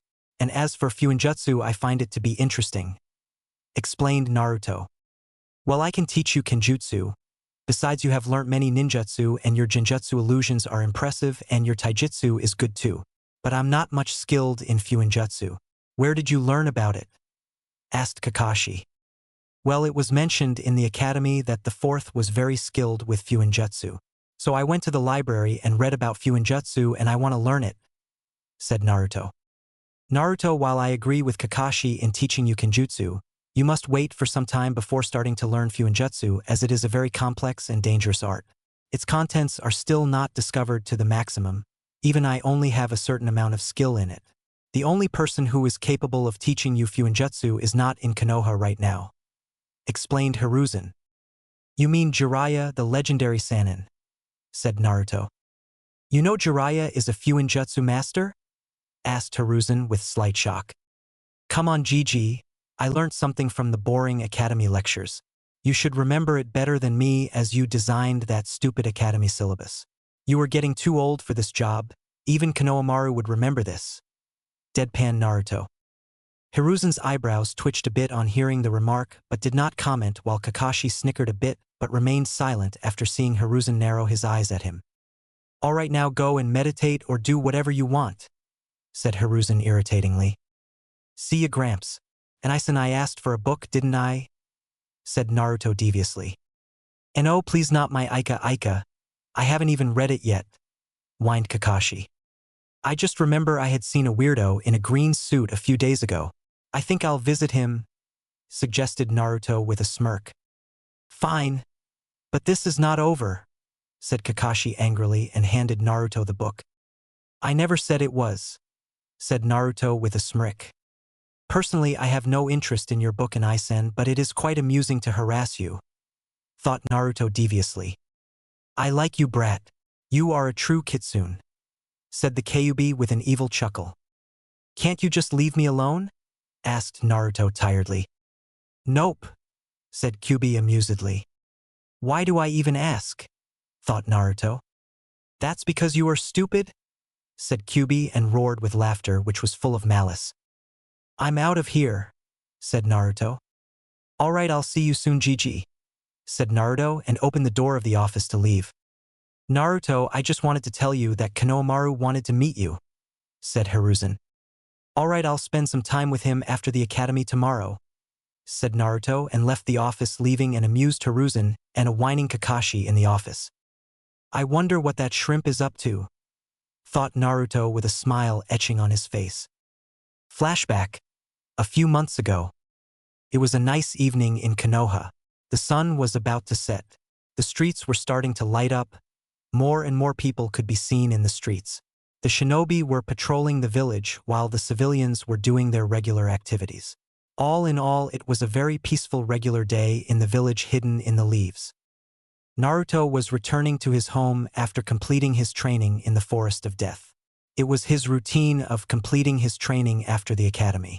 He trained every day in Nin, Gen, and Taijutsu and was pretty much tired by the end of the day. This day was not an exception. Walking through the streets, he noticed some hateful glares directed towards him. I wonder when they will realize that I'm not that damn fox, thought Naruto with frustration. He was so engrossed in his thoughts that he did not notice a small blur approaching towards him. When Naruto realized there was someone heading towards him, it was too late as the person collided with him and they both fell on the ground with the person on top of Naruto. When Naruto got a look at the person, he noticed it was a 5 to 6-year-old boy. He wore a yellow t-shirt and brown shorts. He had spiky brown hair and black eyes, and the boy was looking at Naruto angrily. Hey, watch where you're going, yelled the kid. Duh, says the person who crashed with me, thought Naruto sarcastically. Kid, you alright? Asked Naruto formally. Even if the kid was an idiot, he had to make sure he was alright. Do you know who I am? Said the kid proudly. Should I care? Sighed Naruto. What? Asked the kid in shock. Why should I care who you are? asked Naruto irritatingly. I'm Konohamaru Sarutobi, honorable grandson of the 3rd Hokage and future Godame Hokage of Konoha, announced Konohamaru proudly, thinking Naruto would just bow before him like the others. So? Asked a bemused Naruto, who was finding the entire situation quite funny. What, but I'm the grandson, stuttered Konohamaru, but was stopped as Naruto got up and picked him up and stared at him. I don't care if you are the grandson of the Hokage. Every person is known through their actions and beliefs and not by their ancestry. Remember that. Also, the future Hokage wouldn't be so stupid to run into another person now, would he, Konohamaru? Asked Naruto sternly, but on the inside he was laughing his ass off on seeing the shocked expression on Konohamaru's face. Konohamaru could only nod dumbly, as the older boy was not at all affected by his lineage and reprimanded him. As someone had said, to each his own, said Naruto, and started walking away after giving a kind smile to Konohamaru. Konohamaru was quite amazed by Naruto. He saw him as Konohamaru and addressed him as such, and not as the honorable grandson of the 3rd Hokage like the rest of the village, and even though Naruto scolded him, he was happy that someone recognized him. And Ai-chan, what is your name? Shouted Konohamaru. Naruto Hatake, replied Naruto, and disappeared in the crowd. The villagers were quite horrified by thinking that the demon brat was trying to influence the Hokage's grandson, but did not do anything, fearing the wrath of the Hokage, but their opinion neither mattered to Naruto nor Konohamaru. Flashback end. Konohamaru had become quite close to Naruto after that meeting and used to visit him frequently. He was like the annoying little brother that everyone would like to dote on. He constantly pestered Naruto about various things, mostly about being a shinobi and his training. Naruto also enjoyed Konohamaru's company, and with time he grew attached to Konohamaru and now loved him like his own little brother. They used to spend a lot of time together, if one could say they were like siblings. Konohamaru's loud personality and Naruto's calm attitude was quite an interesting combination, to say the least. Naruto chuckled a little on thinking about the time spent with Konohamaru. People like Enko, Kakashi, Hiruzen, his friends, and Konohamaru brought happiness in his life and were his strength. Naruto noticed that he had arrived at his destination, Training Ground 28. It was one of the most secluded training grounds of Konoha. Not many shinobi came to this place. It was more like a farm than a training ground. Lush green trees surrounded the area with a stream running nearby. There were a few training dummy posts, but nothing much significant. It was the perfect place for meditation or for people who wanted to avoid attention. Well, few bowls of ramen and a good meditation. Sounds like fun, thought Naruto happily. But then Naruto noticed that something was wrong in the training area. The entire training ground was a mess. Kunai were spread everywhere, indicating that either someone was attacked or a practice was done there. The training dummies looked as if they had been beaten to pulp. Whoa, someone sure was angry, thought Naruto. He then noticed a person lying on the ground a few meters away. Wanting to find out who this person was, Naruto went towards the person. The first thing which Naruto noticed that the person was a woman. She had wore a Chunin flak jacket and black shinobi pants. She had a red sleeveless outfit underneath her jacket. She was very beautiful. Her black hair fell from her head in an almost messy fashion, but, for all its messiness, it seemed orderly, almost as if she willed it to follow her demands. Below her hair, he followed that lower to her posterior.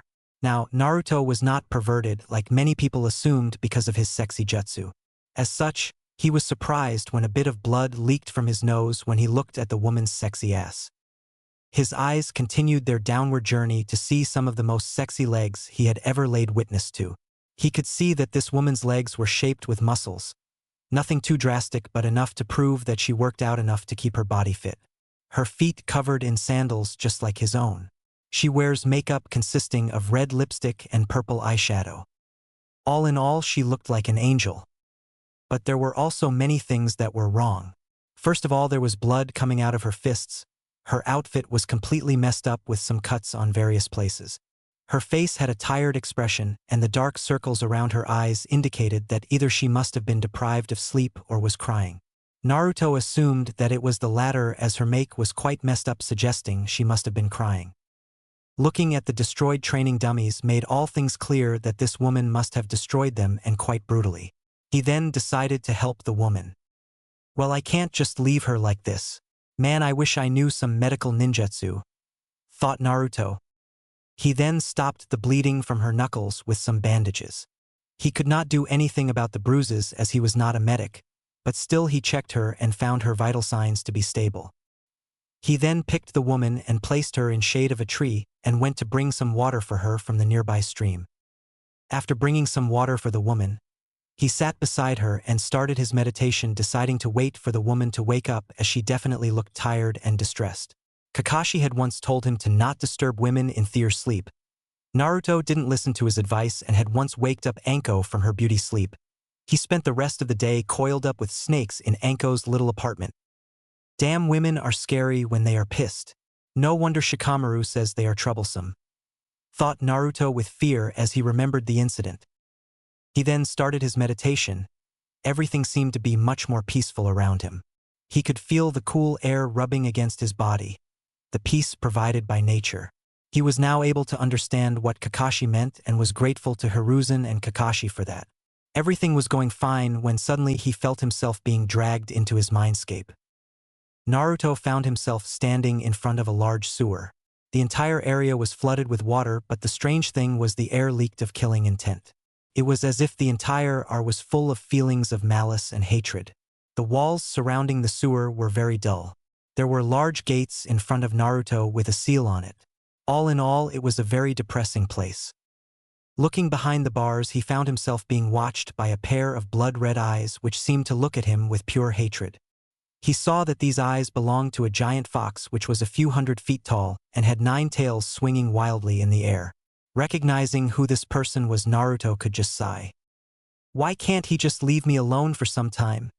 Thought Naruto with frustration. The Kyuubi was sometimes as annoying as Sakura. The fox seemed to realize Naruto's boredom and took it as an insult, and soon 5 giant claws seemed to be coming out of the cage and heading towards Naruto, aiming to tear him off. Realizing the danger he was in, Naruto immediately jumped a few feet away and activated his Sharingan. Is that how you greet the person who has carried your sorry ass for 10 years? Said Naruto bemusedly. Shut up, you idiot. I am the Kyuubi no Kitsune, the strongest Biju in the world, roared Kyuubi angrily. And yet you are sealed in a puny little human like a slave, retorted Naruto amusingly and started laughing loudly on seeing Kyuubi growl further and trying to kill him with his claws, but the seal seemed to stop it. The seal seems to be one of the most strongest seals if it is capable of stopping even Kyuubi, thought Naruto in amazement. If not for your bastard yondaime and this seal, I would have killed you, ripped you apart and enjoyed hearing your screams till eternity, chuckled Kyuubi maliciously. You can try, said Naruto with a smirk. If this wasn't enough, you have those damned eyes, muttered Kyuubi, which went unnoticed by Naruto. What did you say? Asked Naruto suspiciously. Why the fuck should I tell you? Retorted Kyuubi bemusedly and laughed on seeing Naruto's eyes twitching a little. Listen, Kyuubi, you and I both didn't want this. You being sealed in a human and me bearing all the hatred because of all the shit you caused. I don't know why you attacked the hidden leaf, and personally I don't care, said Naruto tiredly. You don't? Asked a curious Kyuubi. There are few reasons. First, some people deserved it, said Naruto a little angrily. Oh, is that so? Said Kyuubi with a devious chuckle. I like you, brat, thought Kyuubi proudly. But not all the people deserved your wrath, and second, you won't tell me even if I asked you, explained Naruto. You are smarter than you look, said Kyuubi. Hey, shut up, you fuzzball, yelled Naruto a little childishly. Both Kyuubi and Naruto stared at each other for a few moments angrily. Both seemed to be pretty determined to not back down, but in the end Naruto averted his eyes while Kyuubi had a smirk on his face on getting his victory. Look, Kyuubi, at least bear with me for the time you are stuck with me, requested Naruto. Why should I do that? Asked Kyuubi arrogantly. Because it won't end well for you if you don't, said Naruto demonically with his Sharingan piercing in Kyuubi's eyes. For a brief moment Kyuubi was quite shaken by this new Naruto. He could see a younger version of Uchiha Madara and the masked man that subdued him. There was a lot of darkness in Naruto. He was not afraid of Naruto, it was quite the opposite. He was intrigued by Naruto. He was his first Jinchuriki that talked with him. Of course it was his fault that he never talked with his previous Jinchuriki, but neither of them wanted to do anything with him. But Naruto was different. Even though he possessed the Sharingan that Kyuubi despised the most in the world, he was not arrogant nor did he consider Kyuubi his slave. Instead, he wanted a compromise with him. There will come a person in the future, the one who would establish true peace in this world or destroy it completely. All of you tailed beasts will play an important role in this person's life. No matter how far you go, you all will always be together. This person will show you the right path and the meaning of true power. Until that time, wait for your destiny and the role you will play in it, my children. These were the words said by the Rikudo Sannin, the person who saved the world from the Jubi, 10 tails, and became a god and the one who created the tailed beasts. Kyuubi could still remember his father's words. The Rikudo Sannin was the only human in the entire world who Kyuubi respected and looked up to. I wonder if you are the one, Naruto, thought Kyuubi. Oi, Kyuubi, snap out of it. Tell me, why have you brought me here? I have important things to do, you stupid fuzzball, said Naruto irritatingly as Kyuubi just stared at him. Yeah, right, like peeking on hot older women, scoffed Kyuubi. Hey, I wasn't peeking, nor is she old, retorted Naruto angrily, but had a slight blush on his face, but fortunately it was hidden behind his face mask. Quite protective are we, teased Kyuubi and stared laughing on seeing Naruto's shocked expression. Balls, muttered Naruto angrily on being caught red-handed by the Kyuubi. Ha ha ha. That was quite funny, brat. You are an interesting human, roared Kyuubi with laughter. Naruto was just itching to beat the shit out of Kyuubi but remembered something. Naruto, you should have better control over your emotions. I taught you better, said Kakashi disappointingly. I won't let it happen again. I will control my emotions, thought Naruto. Alright, Kyuubi, what did you call me here for? Asked Naruto seriously, his voice devoid of any emotions.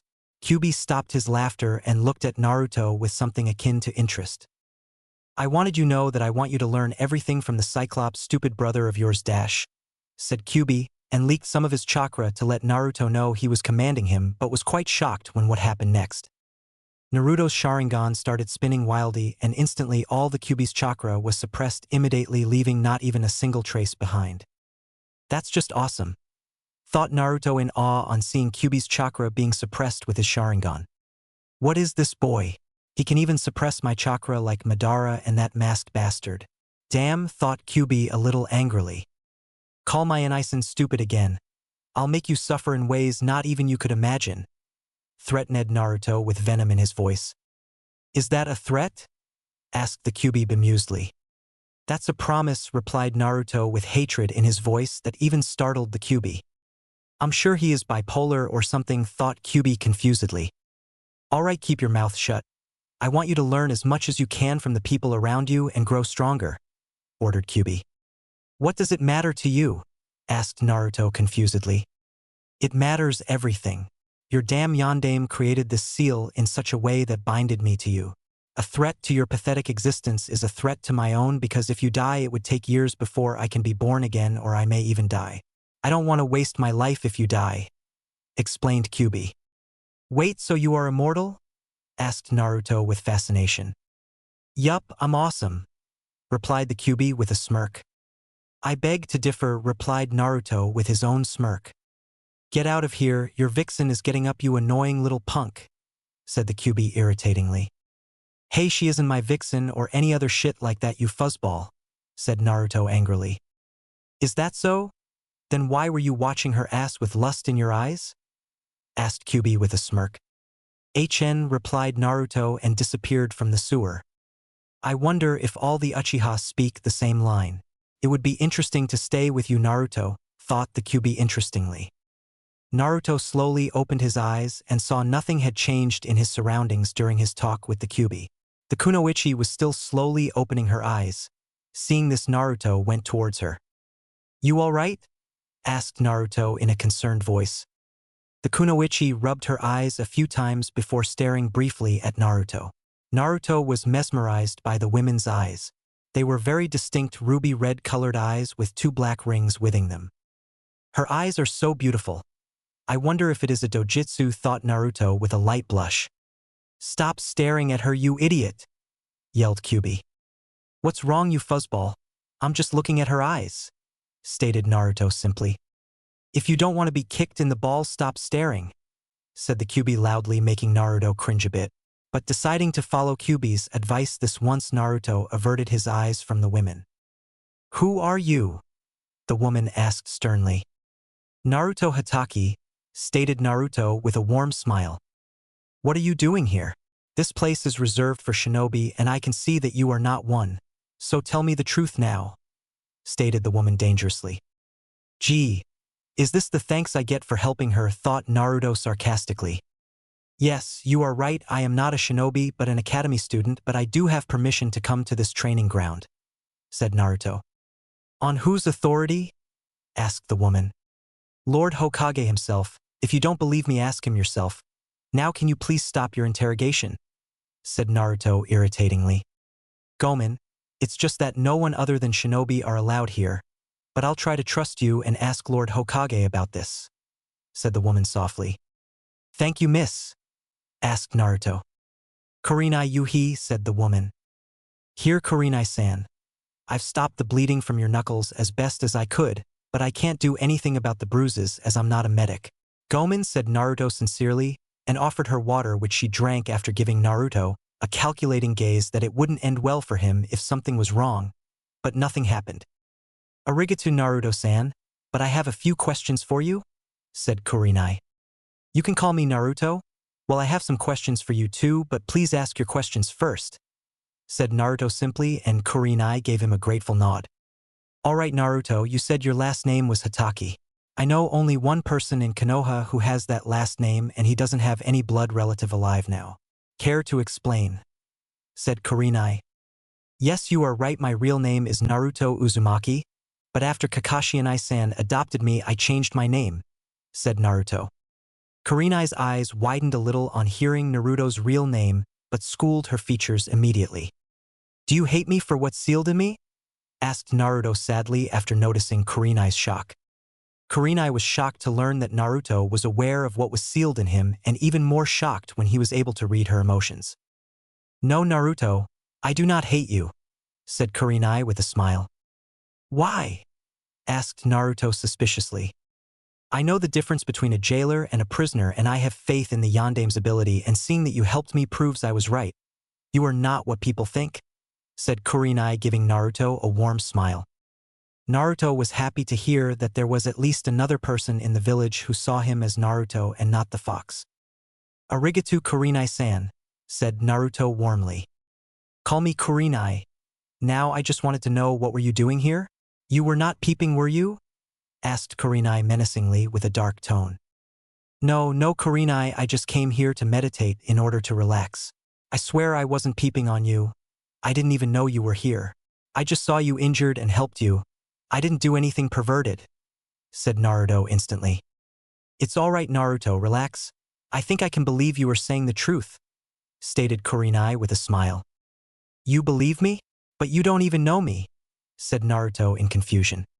Yes, I only met you now, but I find truth in what you are saying, and you wouldn't lie to me, would you? Questioned Kurenai. No, Kurenai.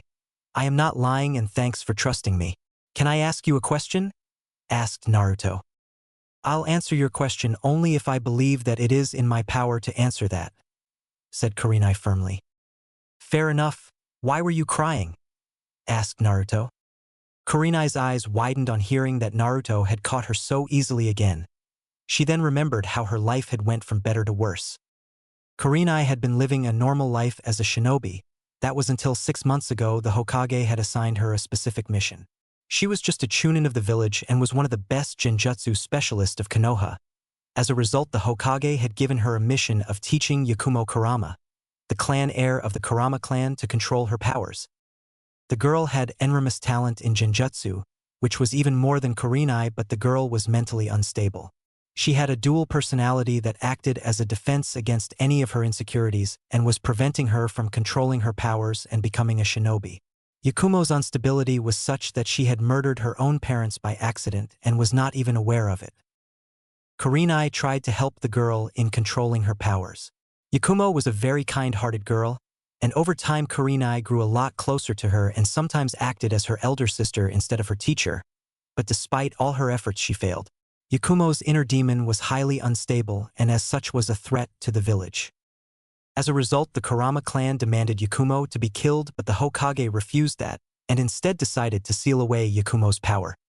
He then gave Kurenai a top-secret mission to seal away Yakumo's power, and thus ending her career and hopes of becoming a shinobi. Kurenai with a heavy heart sealed off Yakumo's power for the sake of the village and Yakumo herself. She took this burden of making Yakumo believe that she sealed away her power because she was jealous of her, which was entirely false, as she did not want Yakumo to hate the village. Kurenai was proud of Yakumo and had high hopes for her, but destiny played a cruel hand in her life once again.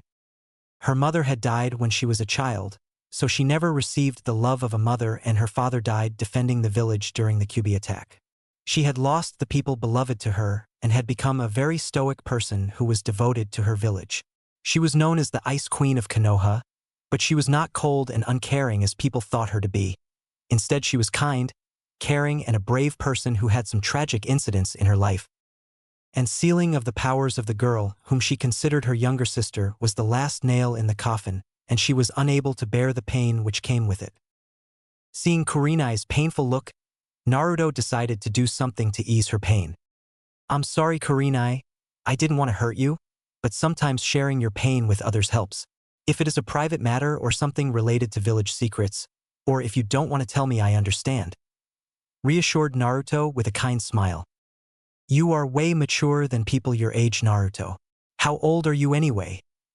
asked Kurenai with the intention of changing the topic. "You're not the first person to say that.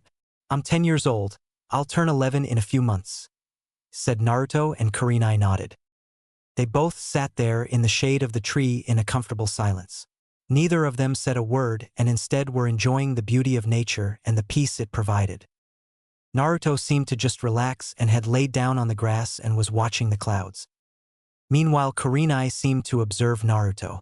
She found him to be a very carefree person, and there was something about Naruto that was forcing her to believe that she could trust Naruto. She could feel a lot calmer in his presence. It was as if her pain was reduced to some extent. Deciding to start a conversation, she opted to speak first. "You didn't ask my age?" asked Kurenai curiously. "Well, you are a very beautiful and kind person, so your age doesn't matter. And also it doesn't end very well when a person asks a girl her age," said Naruto with a chuckle. Kurenai laughed on hearing Naruto's answer, but also had a light blush on her face.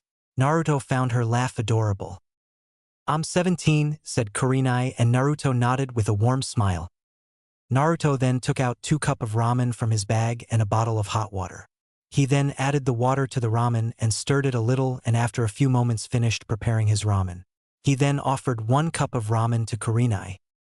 "I know it's not what people like much, but that's what I have right now, and if I am right, you must have trained very hard, so you might be hungry. Would you like to eat some ramen?" asked Naruto sincerely. Kurenai thought over Naruto's proposal a bit. She found Naruto's words to be sincere but was hesitating a bit.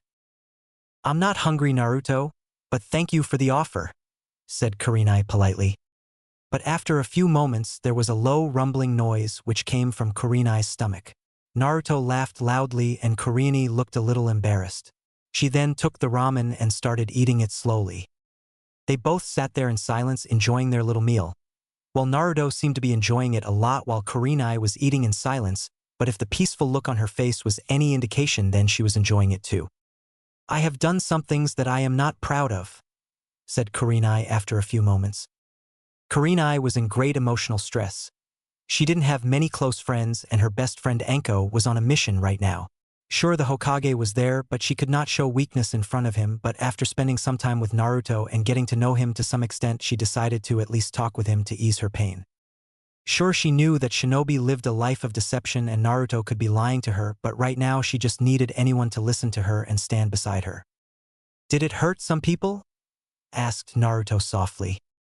"Yes," said Kurenai solemnly. "Hokage-sama once told me that a life of a shinobi is of pain, but we do what is necessary to protect what is dear to us. I am not judging you, Kurenai, nor am I saying that I can understand your pain and sympathizing with you, because as long as people do not suffer the same pain, they could never understand the pain of other people," said Naruto sadly. He too remembered his life, the hate and pain that he suffered because of him being a Jinchuriki, and could somewhat know of Kurenai's pain, but he did not ask what she did as it might be classified as she was a shinobi, and he was not authorized to know any such information as he had not become a shinobi yet. But the main reason was he did not want to remind Kurenai of her pain. Meanwhile, realization dawned on Kurenai upon hearing Naruto's words. She knew how much Naruto must have suffered during his life, as she had once seen how the villagers treated him and felt sorry for him. But it also made her realize that what she had done with Yakumo was in order to protect her from herself and the village. This seemed to reduce her pain a lot. She could feel a lot much lighter. The guilt was still there, but now it made more sense to her than it did before. She did what she had to do as a shinobi of her village and also protected Yakumo, her precious person. "Arigato, Naruto," said Kurenai with teary eyes. "Don't mention it, Kurenai," said Naruto with a warm smile. "Why do you always wear this face mask? Are you trying to imitate Kakashi?" asked Kurenai, wiping her tears. "You know Kakashi and I-san?" asked Naruto curiously. "Hi, we went on a few missions together," said Kurenai. "I am not trying to copy my brother. This face mask is special to me," said Naruto. "How so?" asked Kurenai. "This face mask was the first present that anyone gave me. It shows the bond between me and Kakashi. It was the first thing he gave me," said Naruto with a smile. "I understand," said Kurenai solemnly, feeling a little sorry for Naruto. "Hey, don't give me that look. I know life is hard, but it does have its good times. Besides, this face mask looks cool on me, doesn't it?" asked Naruto with a little laugh. "Yes, it looks good on you," said Kurenai with a soft chuckle. "Hey Kurenai, you are a Chunin, right?" asked Naruto suddenly. "Yeah," said Kurenai skeptically, not sure where Naruto was heading. "Which is your strongest area in shinobi arts? I mean ninjutsu, genjutsu, taijutsu, kenjutsu, or fuinjutsu?" asked Naruto with excitement. "I am skilled in genjutsu and a little bit skilled in fuinjutsu," said Kurenai. "Really? Genjutsu and fuinjutsu?" asked Naruto.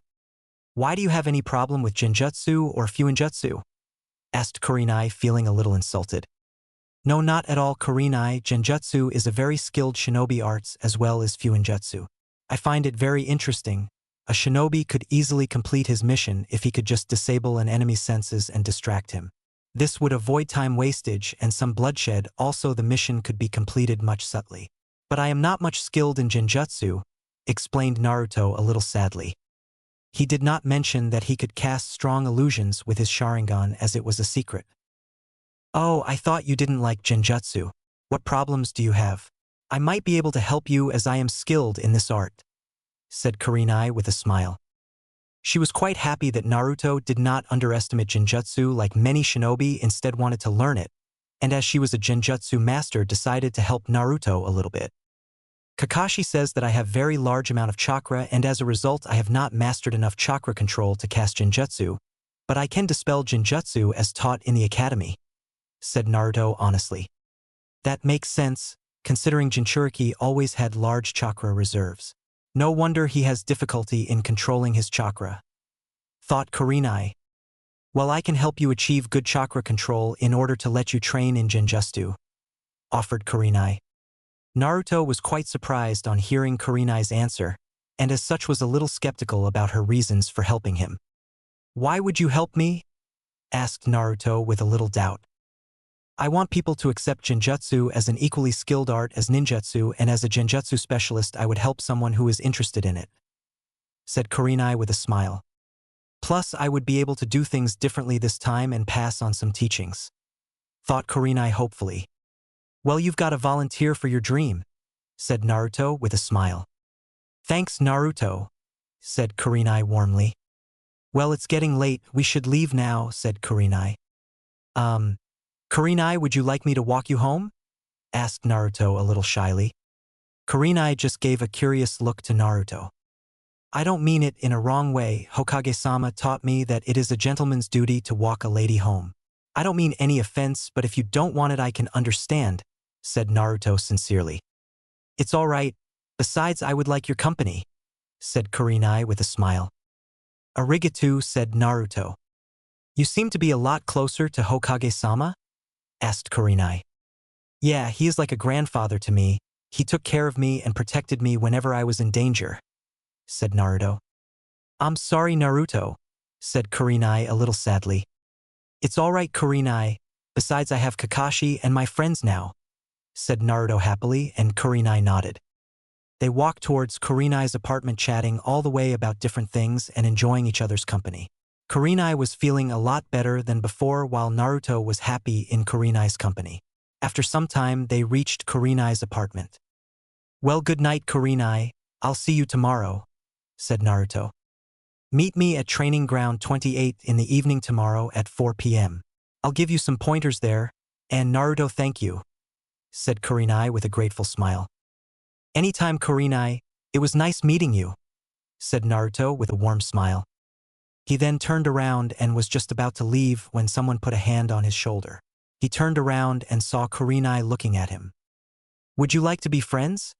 Asked Kurenai softly. Would you seriously like to be friends with me? I mean, I am not much liked in the village, and also I am a bit younger than you, said Naruto, but was stopped when Kurenai gave a light flick to his forehead. Ow, what was that for, Kurenai? Asked Naruto, slightly rubbing his forehead. Kurenai chuckled on seeing Naruto pout a little. Friends are not made on the basis of age, and I don't care whether some people like you or not. You are a good person, Naruto, and so I would like to be friends with you, explained Kurenai. Then friends it is, said Naruto with a wide grin. I'll see you tomorrow, Naruto, said Kurenai. See ya, Kurenai, and you have very beautiful eyes, said Naruto and disappeared in the street quickly. If Naruto would have looked back, he could have noticed a deep blush and a wide smile on Kurenai's face. He had just helped Kurenai get out of her emotional stress and had made her happy. I look forward to our friendship, Naruto, thought Kurenai with a wide smile. Chapter 4. A World of Lies and Deception. There were very few things in life that amazed Kakashi Hatake. He was fascinated by the strength of his own father Tsukumo Hatake, who was stronger than the Sannin. Then his own sensei Minato Namikaze, who could take on armies of enemy and decimate them in minutes. Next was Itachi Uchiha, the prodigy of the Uchiha clan who decimated the Uchiha clan on his own. But none of them could ever relate to the enigma that was Kakashi's younger brother Naruto. Naruto was like the reincarnation of Itachi Uchiha. He was a true prodigy of Konoha. At the age of 10, he had already mastered many ninjutsu, was proficient with genjutsu with his Sharingan, and a good taijutsu fighter. Kakashi was not able to understand what Naruto couldn't do. He was already a formidable shinobi at such a young age. His thinking was on par with a trained shinobi. Naruto was a calculative person who thought before he acted. Naruto was soon starting to learn kenjutsu and in the future maybe fuinjutsu, and if his progress so far can be taken in consideration, Kakashi was sure Naruto would become the ultimate shinobi who would excel in every ninja arts. Naruto had surprised him again, this time by creating his own jutsu. Kakashi and Naruto were right now standing in the Forest of Death. It had become their training ground since they started training a few years back. Naruto seemed to be a little excited while Kakashi looked curious. So what is this jutsu of your, Naruto? Asked Kakashi curiously. It is a jutsu which I created after studying what you taught me about the Sharingan and its powers. It would be better if I showed you, said Naruto sincerely. All right, go ahead, said Kakashi. And I would like you to cast a dangerous genjutsu on me. You can do it with or without your Sharingan, requested Naruto. Why would you want that, Naruto? You know that genjutsu can harm a person mentally, don't you? Asked Kakashi. I know, but I have to test whether the jutsu I created works or not. Please, Anai-san, you can stop it immediately if I fail, but I need to do this, begged Naruto. All right, but don't blame me afterwards, said Kakashi. Which jutsu should I use? Maybe that one should be perfect, thought Kakashi. Kakashi went through a set of hand signs and quickly executed his jutsu. Magen, Higoku Kano Jutsu, Demonic Illusion, Descending Hell Technique. Naruto looked around his surroundings, but nothing seemed to change at first. Suddenly the air around Naruto started getting hotter, and there was a loud noise from the sky. Naruto looked up and saw a large fireball the size of a giant boulder heading towards him at tremendous speed, and it could do some serious damage if it hit him. Time to test it now, thought Naruto immediately and activated his Sharingan.